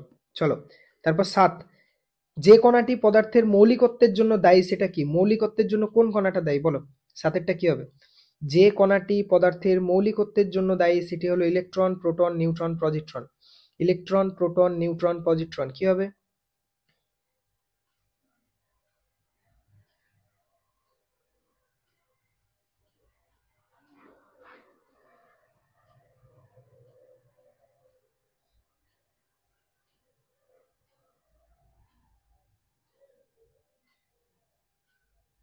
আরে নাম্বার লিখবে, কোশ্চেনের একটু নাম্বার দিয়ে লিখবে, ঠিক আছে? কতটা লিখছো আমি বুঝতে পারছি না, তোমাদের চ্যাট পরে আসছে না। সো প্লিজ যে অ্যান্সার লিখবে পাশে একটু নাম্বারটা দিয়ে দেবে, কত নাম্বার কোশ্চেনের অ্যান্সার লিখছো, তাহলে আমি বুঝতে পারবো যে কোনটার অ্যান্সার বলছো। ওকে, চলো তাহলে 7 নম্বর কোশ্চেনটা কি, যে যে কণাটে পদার্থে, আমি আগেই বলেছি যে একটা মৌলকে আমরা চেনার উপায় কি, সবসময় প্রোটন, প্রোটন সংখ্যা সবার আলাদা আলাদা, তাহলে মৌলিক একটা মৌলকে আরেকটা মৌলের থেকে পৃথক করছে, আলাদা করছে, মৌলিক করছে কে, প্রোটন। তাহলে মৌলিকত্বের জন্য দায়ী কণাকে প্রোটন। আচ্ছা, তারপর 8, নিউক্লিয়াসের স্থায়িত্ব রক্ষাকারী বল, নিউক্লিয়াসের স্থায়িত্ব রক্ষাকারী বলের নাম কি? দারুণ একটা কোশ্চেন। কত নম্বর? 8 নম্বর। নিউক্লিয়াসের স্থায়িত্ব রক্ষাকারী বলের নাম কি? মহাকর্ষ বল, স্থির তড়িৎ আকর্ষণ বল, নিউক্লিয় বল, ভ্যান্ডার ওয়াল বল, এগুলো হচ্ছে আলাদা আলাদা বলের নাম, ঠিক আছে? মহাকর্ষ বল সূর্য, পৃথিবী, বিভিন্ন গ্রহ উপগ্রহের মধ্যে কাজ করে, স্থির তড়িৎ আকর্ষণ বল চার্জের মধ্যে কাজ করে, নিউক্লিয় বল নিউক্লিয়াসে কাজ করে, আর ভ্যান্ডার ওয়াল বল হচ্ছে এটাও অনুপরমাণুর মধ্যে এক ধরনের দুর্বল প্রকৃতির বল, ঠিক আছে, একটা দুর্বল প্রকৃতির বল। ওকে, যাই হোক, এবার আমি এখানে একটু কয়েকটা পয়েন্ট বোঝানো রয়েছে। অ্যান্সার তো নিউক্লিয় বল, এটা অনেকেই জানো, মুখস্থ করে নিয়েছো কতদিন কত জায়গায় পড়ে, যে নিউক্লিয়াসের স্থায়িত্ব কিসের জন্য থাকে, নিউক্লিয়াসের স্থায়িত্ব থাকে নিউক্লিয় বলের জন্য। এবার কোশ্চেন হচ্ছে কেন, হোয়াই, কিভাবে নিউক্লিয় বল নিউক্লিয়াসের মধ্যে স্থায়িত্ব রক্ষা করছে, সেটা হচ্ছে কোশ্চেন, ঠিক আছে। তাহলে কিউএনএ, বাকিগুলো তো পিডিএফ এ অ্যান্সার হয়ে গেল, ওগুলো তো করার দরকার নেই, যেটা করতে হবে আমি সেটা বলছি। আচ্ছা, আমি একটা পিডিএফ পাঠিয়ে দেবো যেখানে প্রত্যেকটা অ্যান্সার ডিটেলসে করে দেওয়া আছে, ঠিক আছে, একটা পিডিএফ পাঠিয়ে দেবো যেখানে প্রত্যেকটা অ্যান্সার ডিটেলসে করে দেওয়া আছে, ভয় নেই। ওকে, তাহলে কিউএনএ, দেখো কিউএনএ কি বলছে, কত নম্বর কোশ্চেন করছি এটা, এটা আমরা 7-8 নম্বর, তাই না। প্রোটনকে ডিএনএ বলা হয়, ডিএনএ অফ অ্যাটম, প্রোটনকে ডিএনএ, যেমন আমাদের প্রত্যেকের ডিএনএ আলাদা আলাদা, সেরকম প্রোটন প্রত্যেকের আলাদা আলাদা, তাই প্রোটনকে ডিএনএ অফ অ্যাটম বলা হয়, মনে রাখবে, ঠিক আছে, বোঝা গেল। ওকে, চলো দেখো একটা জিনিস বলো, সাপোজ তোমরা সবাই জানো একটা পজিটিভ চার্জ আর একটা পজিটিভ চার্জকে কি করে, প্রচুর পরিমাণে বিকর্ষণ করে, তাই না, প্রচুর পরিমাণে, কাছে আসতে দেবে না, ধাক্কা মেরে সরিয়ে দেবে, ঠিক আছে, বোঝা গেল। একটা প্রোটন একটা পজিটিভ চার্জ একটা পজিটিভ চার্জকে বিকর্ষণ করে। আচ্ছা, বিকর্ষণ করে, আমি এতক্ষণ ধরে পড়ালাম যে একটা নিউক্লিয়াসের মধ্যে 20টা 40টা 90টা 80টা করে প্রোটন থাকছে, 20টা 25টা 30টা 40টা করে কি থাকছে, প্রোটন থাকছে, তাই না। তাহলে সাপোজ ধরো একটা পরমাণুর মধ্যে 20টা প্রোটন আছে, সাপোজ আমি বলছি বোঝানোর জন্য বললাম 20টা প্রোটন আছে। আচ্ছা, 20টা প্রোটন এইটুকু একটা অঞ্চলে, নিউক্লিয়াসের দৈর্ঘ্য কত, ব্যাসার্ধ কত, খুবই ছোট, এইটুকু একটা অঞ্চলের মধ্যে 20টা প্রোটন কি করে থাকছে, এদের তো একে অপরকে ধাক্কা মেরে একদম নিউক্লিয়াসকে ভেঙে টেঙে বেরিয়ে যাওয়ার কথা, লজিক তো তাই বলছে, তাই না। এইটুকু একটা অঞ্চলে এতগুলো প্রোটন কিভাবে থাকছে, এটা হচ্ছে কোশ্চেন, বোঝা গেল, বোঝা গেল না গেল না।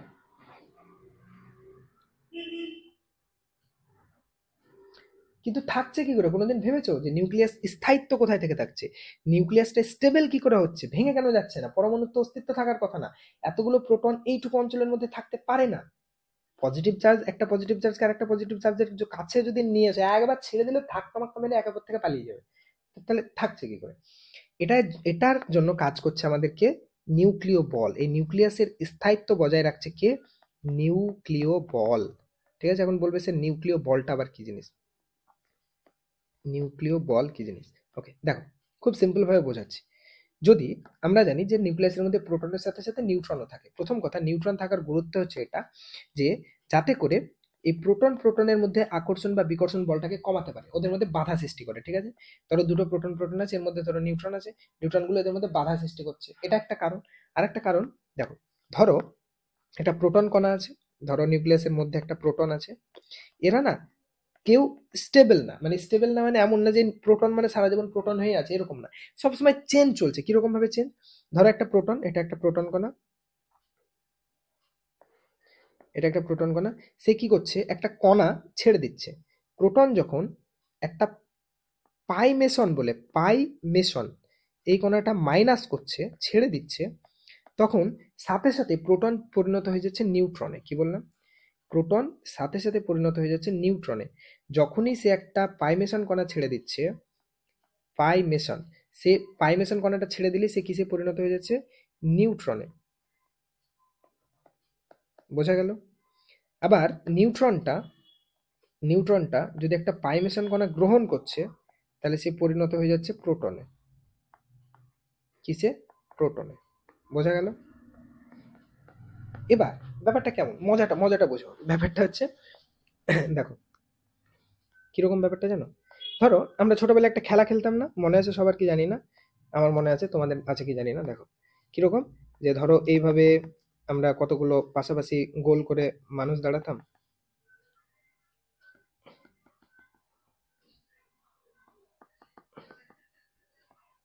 এইভাবে দাঁড়াতাম, আর একজন যে চোর হতো সে সেন্টারে থাকতো, তাই না, চোর হতো সে সেন্টারে থাকতো, ওকে, চোর হতো যে সেন্টারে থাকতো। এবার কি হতো, তোমার হাতে ধরো একটা বল আছে, আর এই এই কারো হাতে একটা বল আছে, ঠিক আছে, কারো হাতে একটা বল আছে, যার হাতে বল আছে তোমাকে তাকে মারতে হবে। তোর এর হাতে বল আছে, তুমি যদি একে মেরে দাও তোমার বলটা দিয়ে, তাহলে এ চোর হয়ে যাবে, তখন এ তোমার জায়গায় আসবে। তাহলে এ হচ্ছে পটেনশিয়াল চোর, আর এই চোর, মানে চোর হওয়ার সম্ভাবনা এর আছে, আর এই চোর, তাই না।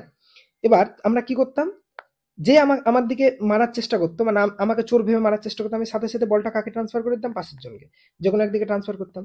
তাহলে আমি একটু আগে চোর হওয়ার সম্ভাবনা ছিল, যে আমি এই বলটাকে ট্রান্সফার করে দিলাম, আমার কাছে আর চোর হওয়ার কোনো পসিবিলিটি আছে না, আমার কাছে বলেই নি আমি চোর হবো না।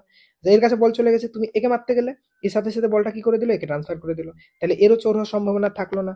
আচ্ছা, একে ট্রান্সফার করলো, একে ট্রান্সফার করলো, এইভাবে আমরা ট্রান্সফার করতাম করতাম। তার মধ্যে হয়তো কেউ মেরে দিত, সেটা তো আলাদা ব্যাপার, ওটা আমি যাচ্ছি না, এমনি জাস্ট বোঝো টপিকটা।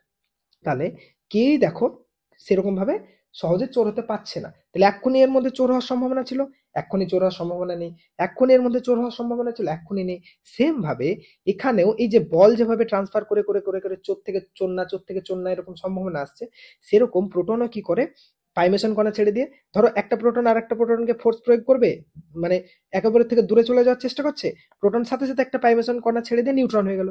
যেই নিউট্রন হয়ে গেল, এর তো চার্জ নেই, যে নিউট্রন এগুলো চার্জ নেই, তাহলে একটা প্লাস চার্জ এর কোনো একটা কিছু করবে না। এবার তাহলে পাশের প্রোটনটাকে ধাক্কা মারতে গেল, মানে বল প্রয়োগ করবে, সাথে সাথে একটা পাইমেশন কণা ছেড়ে দিল, ফলে ও আবার কি হয়ে গেল, নিউট্রনে পরিণত হলো। তাহলে এইভাবে পরমাণু নিউক্লিয়াসের মধ্যে অনবরত প্রোটন থেকে নিউট্রন, নিউট্রন থেকে প্রোটন, প্রোটন থেকে নিউট্রন, নিউট্রন থেকে প্রোটন, এই কনভার্সন চলছে অনবরত। প্রোটন নিউট্রন হচ্ছে নিউট্রন প্রোটনে, প্রোটন নিউট্রন, নিউট্রন প্রোটনে। তার ফলে একটা, মানে ডিরেক্টলি বল না হলেও একটা ইনডাইরেক্ট বলের উদ্ভব হচ্ছে। মানে বেসিক্যালি একটা প্রোটন আর একটা প্রোটনকে বল প্রয়োগ করে ধ্বংস করার সিচুয়েশনে আসছে না। তাহলে এই যে বল, এর কারণে যে বলটার উদ্ভব হয় সেটাকে আমরা বলছি, মানে আটকে রাখার যে বল, মানে কি আটকে রাখছে, ধরে রাখছে। তাহলে এই যে ধরে রাখার কনসেপ্ট আসছে, সেটাকে আমরা বলছি নিউক্লিয় বল। বোঝা গেছে না যায়নি?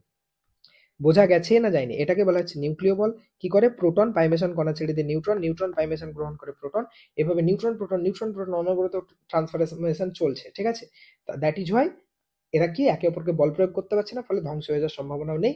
এই বল যেটা নিউট্রন প্রোটনকে ধরে রাখার চেষ্টা পাচ্ছে, তাকেই বলা হচ্ছে কি, তাকেই বলা হচ্ছে আমাদের নিউক্লিয় বল। মাথার মধ্যে ঢুকেছে?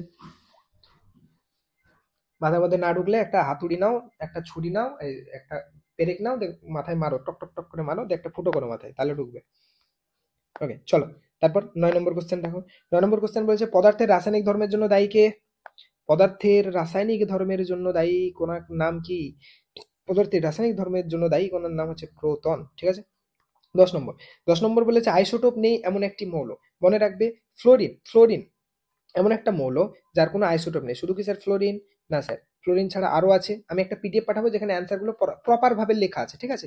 আমি এমনি বলে দিচ্ছি, ফ্লোরিন ছাড়াও আরো কিছু মৌল আছে যাদের কোনো আইসোটোপ নেই, যেমন beryllium, fluorine, sodium, aluminium, phosphorus. এই মৌলগুলোর কোনো রকম আইসোটোপ নেই। বোঝা গেছে কি কি বললাম?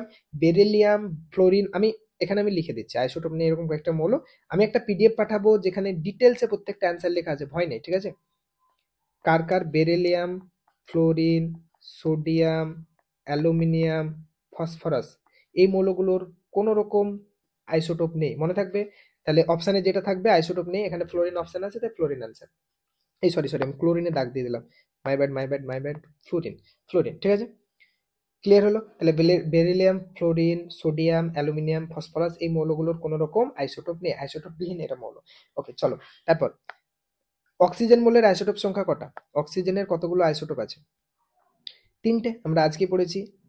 8O16, 8O17 আর 8O18। 8O16, 8O17 আর 8O18, এগুলো হচ্ছে অক্সিজেনের আইসোটোপ 3টে। ওকে, চলো। 12 বলেছে, 12 Mg424 পরমাণুতে 2টি প্রোটন 3টি নিউট্রন যোগ করলে উৎপন্ন পরমাণুর সংকেত হবে। দেখো, দারুণ কোশ্চেন। কি বলেছে? ম্যাগনেসিয়াম 1224, 1224 এটা ম্যাগনেসিয়ামের একটা আইসোটোপ। এই ম্যাগনেসিয়ামের আইসোটোপ পরমাণুতে, বা ম্যাগনেসিয়াম পরমাণু ধরো এটা 1224, 2টি প্রোটন আর 3টি নিউট্রন যদি যোগ করো, তাহলে নতুন পরমাণুর সংকেত কি হবে বলো? এটার অ্যান্সার বলো তো কি হবে? এখানে এক্স মানে আর কিছু না, এক্স মানে যে মৌলটা তৈরি হবে তাকে বুঝিয়েছে, আর কিছু না। এক্স কে ইগনোর করো, ওটাকে বাদ দাও। এই কোশ্চেনটার অ্যান্সার বলো আমাকে, দেখি এটা কে বলতে পারো।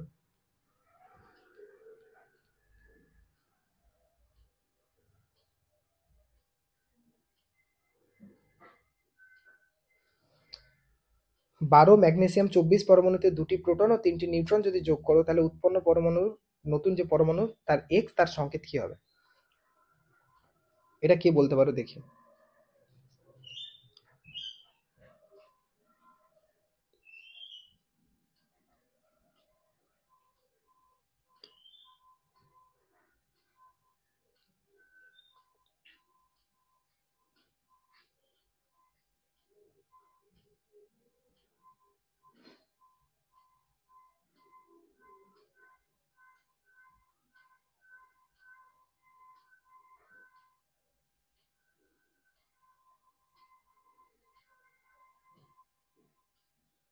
কোনটা হবে বলছো? বি 14 27। সবগুলো মাথা মোটা, আমি তো এমনি মাথা মোটা বলি না এদেরকে। একজন লিখেছে ডি 14 28, তুমিও মাথা মোটা।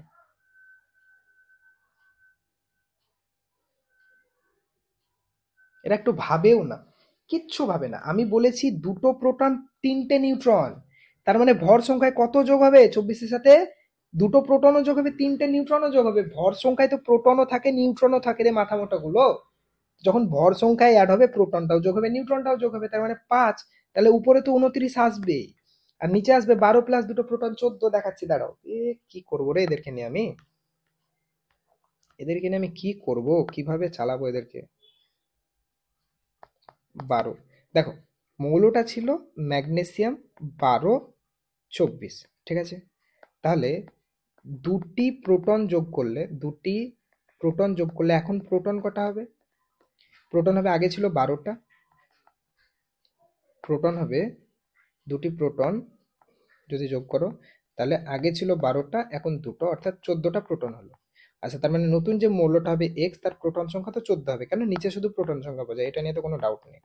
আচ্ছা, এবার তিনটি নিউট্রন আর দুটি প্রোটন যোগ করার পর ভর সংখ্যা কত হবে? তিনটি প্রোটন ও দুটি নিউট্রন, সরি, তিনটি নিউট্রন দুটি প্রোটন, তিনটি নিউট্রন ও দুটি প্রোটন যোগ করার পর যোগ করলে ভর সংখ্যা কত হবে? ভর সংখ্যাতে তো প্রোটন প্লাস নিউট্রন দুটোই আসে, তাহলে আগে 24 ছিল, তিনটে প্রোটন যোগ করেছি, দুটো নিউট্রন, দুটোই তো অ্যাড হবে। ভর সংখ্যা মানে কি? Proton plus neutron. ছাগলগুলো, গাধাগুলো, 29, তাহলে 14 29, এটা হবে অ্যান্সার। তাহলে কোনটা হবে? Option C. মাথা মোটাগুলো বেসিক পয়েন্টগুলো এত বোঝে, কিন্তু কোশ্চেন করার সময় যে কি করে, এদের মাথায় যে কি চলে এরা নিজেই জানে না। চলো তারপর করো। তারপরে দেখো, বলেছে ক্যালসিয়াম প্লাস প্লাস আয়নের ইলেকট্রন বিন্যাস কত হবে। আমি ফার্স্ট ফার্স্ট করেছি, টাইম পাচ্ছি না, ঠিক আছে। ক্যালসিয়াম প্লাস প্লাস মানে কি করেছে স্যার, এ দুটো ইলেকট্রন ছাইড়ে দিচ্ছে। আমি অন্য পিডিএফ এ সব ডিটেলস অ্যান্সার লেখা আছে, ঠিক আছে, আমি এখন জাস্ট বোঝাচ্ছি, ওই পিডিএফটা পাঠিয়ে দেবো, ভয় নেই। ক্যালসিয়াম প্লাস প্লাস আয়নের ইলেকট্রন সংখ্যা জিজ্ঞেস করেছে। তো ক্যালসিয়াম প্লাস প্লাস মানে কি? ক্যালসিয়াম প্লাস প্লাস মানে কি, তার মানে দুটো ইলেকট্রন ছেড়ে দিয়েছে। তার নর্মাল ইলেকট্রন বিন্যাস ছিল 2,8,8,2, দুটো ইলেকট্রন ছেড়ে দিলে কি হবে? 2,8,8, 2,8,8, তাহলে সি প্লাস প্লাস এর ইলেকট্রন বিন্যাস হয়ে যাবে option C right answer. Option C right answer. আচ্ছা, 14 দেখো, কেউ বুঝতে না পারলে একবার পিডিএফ দেখে নেবে, খুব সহজ, কিচ্ছু নেই, এগুলো আগেই বোঝালাম, ওকে। তারপর বলেছে Al3 প্লাস কোন নিষ্ক্রিয় মৌলের মতো ইলেকট্রন বিন্যাস লাভ করে? Al3 প্লাস, অ্যালুমিনিয়াম 3 প্লাস, তো অ্যালুমিনিয়ামের আগে ইলেকট্রন ছিল 13টা, সেখান থেকে হচ্ছে Al3 প্লাস। তার মানে কি? তার মানে এর ইলেকট্রন বিন্যাস ছিল 2,8,3, সেখান থেকে তিনটে ইলেকট্রন ছেড়ে দিয়েছে, 3 প্লাস মানে তিনটে ছেড়ে দিয়েছে, তাহলে এখন কত হয়েছে? 2,8। তো এটা কার মতো ইলেকট্রন বিন্যাস? নিয়নের মতো। এটা কার মতো ইলেকট্রন বিন্যাস? নিয়নের মতো, তাহলে নিয়ন হয়ে গেল অ্যান্সার। 2,8, নিয়নের ইলেকট্রন বিন্যাস কত? 10, 2,8, ওকে, বোঝা গেছে। 15 বলেছে 90x234 পরমাণুর সঙ্গে দুটি প্রোটন ও দুটি নিউট্রন যোগ করলে নতুন পরমাণুর নিউট্রন সংখ্যা। এটা হোমওয়ার্ক থাকলো, এটা করবে। কি বলেছে? 90x234, 90x234, এই মৌলটার সঙ্গে দুটি প্রোটন ও দুটি নিউট্রন যদি যোগ করো, নতুন পরমাণুতে নিউট্রন সংখ্যা, কোশ্চেন দেখে অ্যান্সার করবে। নতুন পরমাণুতে নিউট্রন জিজ্ঞেস করেছি, এবার আর ভর সংখ্যা জিজ্ঞেস করিনি, ওকে। নতুন পরমাণুতে নিউট্রন সংখ্যা কত হবে, তার মানে কিছুই না, আগে এদের নিউট্রন সংখ্যা বের করবে, তারপর সেখান থেকে যা বলেছে সেটা যোগ করে দেবে। দুটি প্রোটন, দুটো আর দুটি নিউট্রন যদি যোগ করো, তাহলে ভর সংখ্যা কত হবে। না পারলে নেক্সট দিন বলবে, এটা আমি নেক্সট ক্লাসেই করে দেবো, ঠিক আছে। 16 কি বলেছে? কোন কণার আদান প্রদানের ফলে নিউক্লিয়াসে নিউক্লিয় বলের উৎপত্তি হয়? আজকে পড়ালাম পাইমেশন। পাইমেশন কণার আদান প্রদানের ফলে নিউক্লিয়াসে নিউক্লিয় বলের উৎপত্তি হয়, তাই না? নিউক্লিয় বলের উৎপত্তি হয়, ওকে, গুড। তারপর 17 বলেছে 29Cu65 পরমাণুতে প্রোটন নিউট্রন সংখ্যা কত? 29 Cu মানে কপার, 2965, এটা একটা আইসোটোপ কপারের, এর পরমাণুতে নিউট্রন প্রোটন সংখ্যা কত? তো এটা আর বলতে হবে, প্রোটন হচ্ছে 29টা, দেখতেই পাচ্ছ, ওকে। তারপর হচ্ছে নিউট্রন কটা? নিউট্রন হচ্ছে 65 - 29, ভর সংখ্যা মাইনাস প্রোটন সংখ্যা, 65 মাইনাস 29 অর্থাৎ 36। প্রোটন নিউট্রন, তাহলে প্রোটন হলো 29টা, নিউট্রন হলো 36টা। ওকে, চলো এটা হলো 18। বলেছে কোন মৌলের পারমাণবিক সংখ্যা ও ভর সংখ্যা 2 এবং 4, পরমাণুটি কি? কোন মৌলের পারমাণবিক সংখ্যা 2, মানে একটা মৌল যার পারমাণবিক সংখ্যা 2, ভর সংখ্যা 4। এখন পারমাণবিক সংখ্যা 2 হয় কোন মৌলের? হাইড্রোজেন হিলিয়াম, তার মানে মৌলটা হচ্ছে আসলে স্যার হিলিয়াম 24, এটা হচ্ছে মৌল। ঠিক আছে, এটা হচ্ছে মৌল। ক্লিয়ার হয়েছে? বুঝেছো? বুঝেছো? আচ্ছা, তারপর বলেছে পরমাণুর সব থেকে ভারী কণার নাম কি? ভারী কণা কে ছিল? আমাদের নিউট্রন, তাই না? ভারী কণা কে ছিল? নিউট্রন। ভর সংখ্যা কত ছিল? 1.6750 ইন্টু 10⁻⁻24 গ্রাম। ভর কত ছিল? 6750 ইন্টু 10⁻⁻24 গ্রাম। ব্যাস, গুড। তাহলে আমাদের 1900 হয়ে গেল। এবার 19 হলো 20। 20 কি বলেছে? সবচেয়ে হালকা কণা কোনটি? এগুলো আর করাবো? হালকা কণা ইলেকট্রন, এগুলো তো নিজেরাই পারবে। ঠিক আছে, তারপর এটা দেখো, এ 18x40 আর 20y40, 18x40 আর 20y40 মৌল দুটি একে অপরের কি বলো? এদের মধ্যে রিলেশন কি? 18x40 আর 20y40 মৌল দুটি একে অপরের কি, মানে এদের মধ্যে রিলেশন কি সেটা জিজ্ঞেস করেছে, তাড়াতাড়ি বলো। 18x40 আর 20y40 মৌল দুটি একে অপরের কি? হ্যাঁ দেখো, আমি বলেছিলাম প্রথম দেখো প্রোটন সংখ্যা সমান কিনা, সমান না মানে আইসোটোপ হওয়ার সম্ভাবনা নেই। তারপর বলেছিলাম ভর সংখ্যা সমান কিনা, হ্যাঁ স্যার সমান, তার মানে আইসোবার। তার মানে এরা হলো পরস্পরের আইসোবার। আইসোবার কি বার? রবিবার সোমবার আইসোবার, তাই তো? রবিবার সোমবার আইসোবার। চলো, তারপর 22 বলেছে মৌলের ভর সংখ্যা পারমাণবিক গুরুত্ব কোন ক্ষেত্রে একই হতে পারে? দেখো দারুণ কোশ্চেন। কোন একটা মৌলের ভর সংখ্যা আর পারমাণবিক গুরুত্ব কোন ক্ষেত্রে একই হতে পারে? বলো।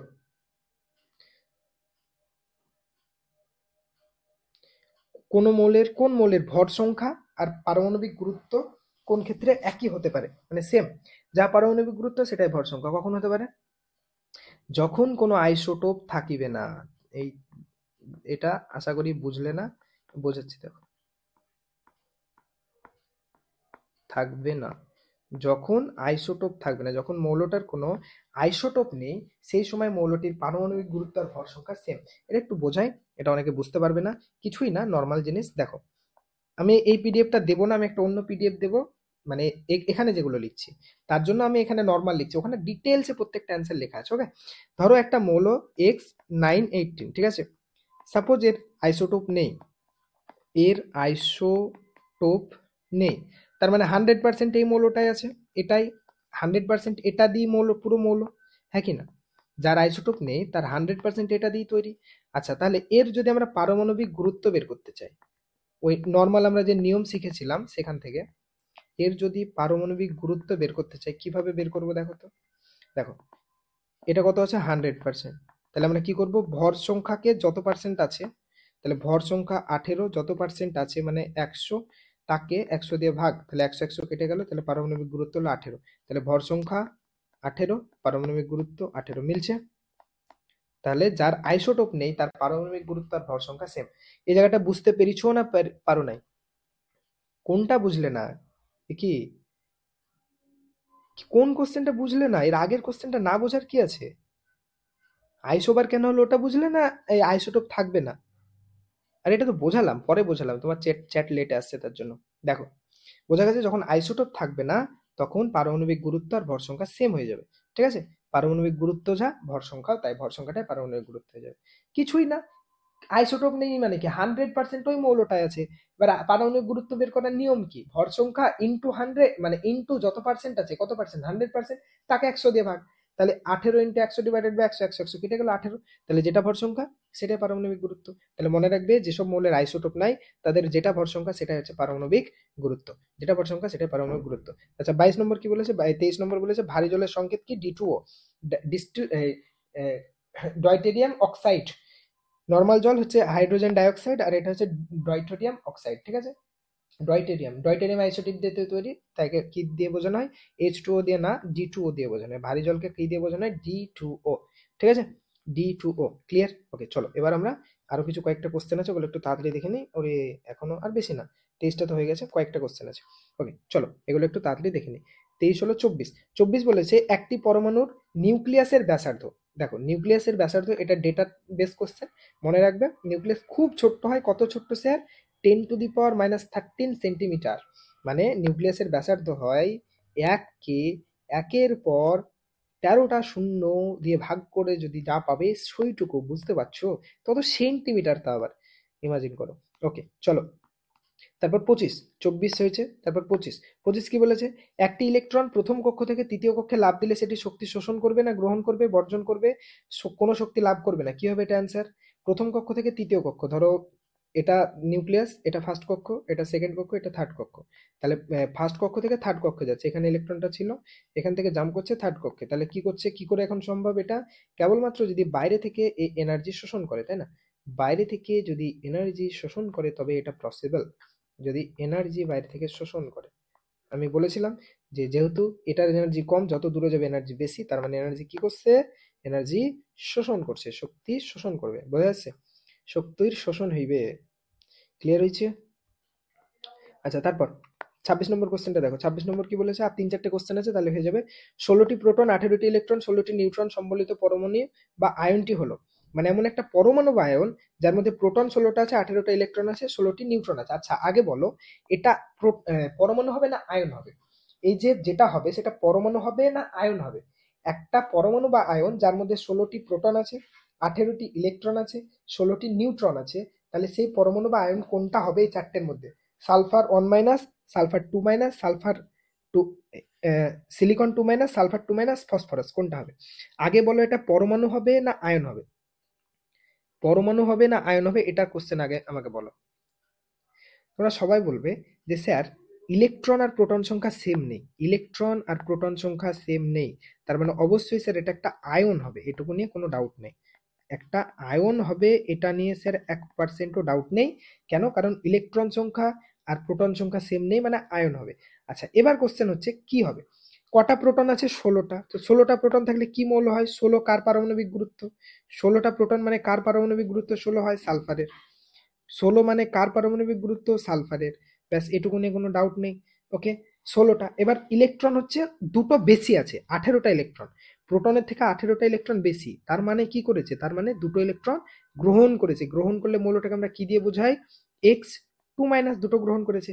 এবার এক্স এর মান কি করে পাবো, কোন মৌল সেটা, কোন মৌল কি করে পাবো? প্রোটন সংখ্যা, প্রোটন কটা আছে? 16টা, তার মানে 16 প্রোটন হলে কার হয়? সালফার, তাহলে সালফার 2 বোঝা গেল? তাহলে কোনটা অ্যান্সার হবে? অপশন বি হয়ে গেল রাইট অ্যান্সার, সালফার 2 আবার বোঝাচ্ছি, দেখো প্রথম দেখলাম যে প্রোটন সংখ্যা আছে 16টা, তার মানে মৌলটা সালফার হবে, এটা ঠিক, এটা নিয়ে ডাউট নেই। এবার কোশ্চেন হচ্ছে মৌল হবে না আয়ন হবে, তো দেখলাম স্যার প্রোটন আছে 16টা, ইলেকট্রন 18টা, তার মানে আয়ন হবে। এবার আয়নটা কেমন? ইলেকট্রন গ্রহণ করেছে, মানে দুটো মাইনাস আসবে, দুটো ইলেকট্রন গ্রহণ করেছে বেশি, 16 থেকে 18 হয়েছে। আগে তো সমান ছিল, 16টা প্রোটন ছিল, 16টা ইলেকট্রন ছিল, দুটো গ্রহণ করে 18 হয়েছে, তার মানে x2 এবার x এর মান তো আমরা পেয়ে গেলাম, 16টা প্রোটন মানে সালফার, তাহলে s2 হয়ে গেল, s2 অ্যান্সার হয়ে গেল 27। 27 কি বলেছে, যে নিয়ন Mg2+, মানে ম্যাগনেসিয়াম 2+, অ্যালুমিনিয়াম 3+, ফসফরাস 3- এর পরমাণু ক্রমাঙ্ক 10, 12, 13, 15 নিচের কোনটি ইলেকট্রন বিন্যাস অন্যগুলির থেকে আলাদা? নিচের কোনটির ইলেকট্রন বিন্যাস অন্যগুলির থেকে আলাদা, মানে এই চারটের ইলেকট্রন বিন্যাস কার থেকে, একটার ইলেকট্রন বিন্যাস তিনটের থেকে আলাদা, বলো। এর হচ্ছে 10, এর হচ্ছে 12 পারমাণবিক সংখ্যা, মানে এর মধ্যে 12টা ইলেকট্রন আছে, এর মধ্যে এর পারমাণবিক সংখ্যা 13, মানে 13টা ইলেকট্রন আছে, এর পারমাণবিক সংখ্যা 15, মানে 15টা ইলেকট্রন আছে। তাহলে বলেছে এই চারটের মধ্যে কোনটার ইলেকট্রন বিন্যাস বাকিগুলোর থেকে আলাদা, এটা হচ্ছে কোশ্চেন। তার মানে আমি এখানে অ্যান্সারটা দেখিয়ে দিচ্ছি, দেখো কি কি আছে, তোমরা নিজে নিজে করো, আমি ততক্ষণ দেখাচ্ছি। নিয়ন, নিয়ন কি বলেছে 10, তারপরে হচ্ছে ম্যাগনেসিয়াম, Mg ম্যাগনেসিয়ামের পারমাণবিক ক্রমাঙ্ক হচ্ছে 12, কিন্তু দুটো ইলেকট্রন ছেড়ে দিয়েছে। আচ্ছা তারপরে যে অ্যালুমিনিয়াম পারমাণবিক ক্রমাঙ্ক হচ্ছে 13, কিন্তু 3টে ইলেকট্রন ছেড়ে দিয়েছে। আর ফসফরাস পারমাণবিক ক্রমাঙ্ক 15, কিন্তু 3টে ইলেকট্রন গ্রহণ করেছে। তাহলে সবার ইলেকট্রন বিন্যাস করো। নিয়নের করলে, নিয়ন তো জানো 10 মানে 2,8, ম্যাগনেসিয়াম 12টা ছিল, দুটো ছেড়ে দিয়েছে, তার মানে এরও 2,8, অ্যালুমিনিয়াম 13টা ছিল, 3টে ছেড়ে দিয়েছে, মানে এরও 2,8, ফসফরাস 15টা ছিল, 3টে ছেড়েছে, তার মানে 2,8, সরি 3টে গ্রহণ করেছে, 3টে গ্রহণ করেছে, 3 3টে গ্রহণ করেছে, তাহলে 2,8,8, আগে 15 ছিল, 3টে গ্রহণ করেছে, মানে 18টা হয়ে গেছে, 2,8,8। তাহলে দেখতে পাচ্ছ ফসফরাসের ইলেকট্রন বিন্যাস বাকিগুলোর থেকে আলাদা, তাই না? বাকিগুলো সব নিয়নের মতো, ফসফরাসের হচ্ছে আর্গনের মতো, বাকিগুলো নিয়নের মতো, ফসফরাসের ইলেকট্রন বিন্যাস হচ্ছে আর্গনের মতো, মানে এটা হয়ে গেল রাইট অ্যান্সার। এটা হয়ে গেল রাইট রাইট অ্যান্সার। সালফার হবে তো এটা 26টা। হ্যাঁ সালফারই তো করেছি। ওই সরি সিলিকন করে দিয়েছি। সরি সরি সরি সরি, ওটা মানে ই করার সময় ভুলে করে দিয়েছি তাই। Sulphur is to minus, okay D হবে, মাই ব্যাড। ওকে বোঝা গেছে, তাহলে এটা হয়ে গেল। বুঝতে পেরেছো সবাই? কোশ্চেন গুলো বুঝতে পারছো তো? দেখো কোশ্চেন গুলো বোঝাটা বড় ব্যাপার, ঠিক আছে? কি করে সলভ করছে সেটা, সে তো পড়ে নিজেরা অ্যান্সার করে নেবে, সেটা বড় ব্যাপার কিছু না, ঠিক আছে? সেটা বড় ব্যাপার কিছু না, ওটা নিজেরা অ্যান্সার করে নেবে। আমার আমার এ হচ্ছে যে কোশ্চেন গুলো বুঝতে পারছো তো, that's the most important thing. আচ্ছা পরমাণুর আকার নির্ভর করে, বলো কার উপর পরমাণুর আকার নির্ভর করে? পরমাণুর ভরের উপর, প্রোটন সংখ্যার উপর, মানে যে পরমাণুর ভর বেশি তার আকার বেশি এরকম টাইপ, না প্রোটন সংখ্যার উপর, ইলেকট্রন সংখ্যার উপর, প্রোটন নিউট্রন সংখ্যার উপর? বলো এটা কি হবে? পরমাণুর আকার কার উপর নির্ভর করে?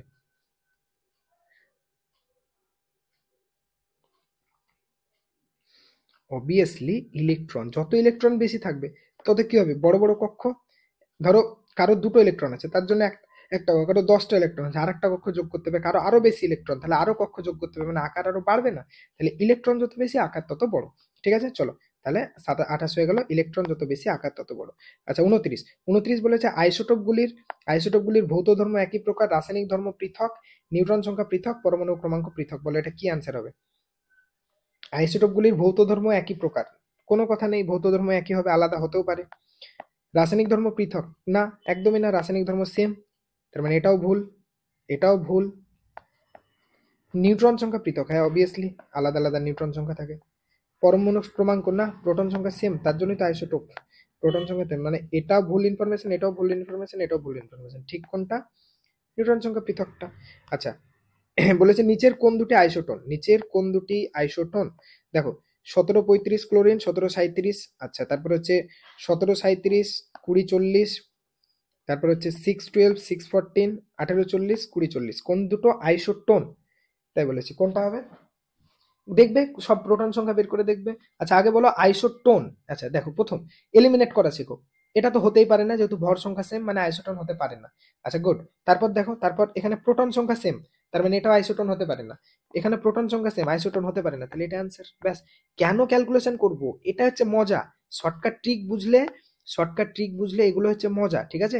এবার যে জানে না সে বসে বসে ক্যালকুলেশন করতে বসবে, যে জানে না সে বসে বসে ক্যালকুলেশন করতে বসবে। কি দরকার আমার ক্যালকুলেশন করা? আমার আমার নিয়ম জানা আছে, আমি জানি ভর সংখ্যা সেম হলে আইসো বার হবে, তার মানে এটা তো আইসো বার তো আইসোটন হতেই পারে না। তারপর প্রোটন সংখ্যা সেম, প্রোটন সংখ্যা সেম মানে তো আইসোটন হতেই পারে না, আইসোটন মানে প্রোটন সংখ্যা আলাদা হবে, নিউট্রন সংখ্যা সেম হবে, তার মানে এটাও হতে পারে না, এটাও হতে পারে না, তাহলে অ্যান্সার পড়ে থাকলে এটা আমি না করে অ্যান্সার বলে দিলাম, তুমি করে দেখো তাই হবে। এই দেখো 37 মাইনাস 17, 20টা প্রোটন আছে, 40 মাইনাস 20, 20টা প্রোটন আছে, এই সরি নিউট্রন, তাহলে এরও 20টা নিউট্রন, এরও 20 নিউট্রন, তার মানে আইসোটন। বোঝা গেল? ওকে তাহলে পরমাণুর গঠন আমাদের দা এন্ড। তোমাদের একটা হোমওয়ার্ক দেওয়া থাকলো, ওই হোমওয়ার্কটা করবে। আমরা নেক্সট ক্লাসে আমরা শুরু করব পিরিয়ডিক টেবিল। দারুণ একটা চ্যাপ্টার, খুব ইন্টারেস্টিং। এটা যে যত ভালো বুঝলে পিরিয়ডিক টেবিল সে তত ভালো বুঝবে, এটা যে যত ভালো বুঝলে পিরিয়ডিক টেবিল সে তত ভালো বুঝবে। 15 নম্বরটা তোমাদের হোমওয়ার্ক থাকলো, 15টা করবে, না পারলে আমি নেক্সট দিন করিয়ে দেবো, ঠিক আছে?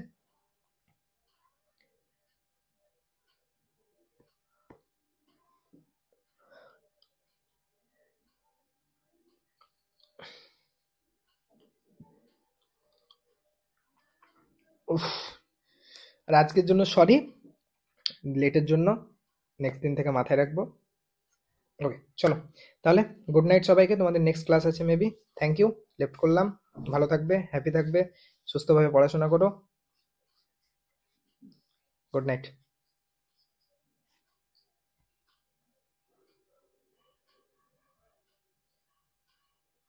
টাটা সবাইকে।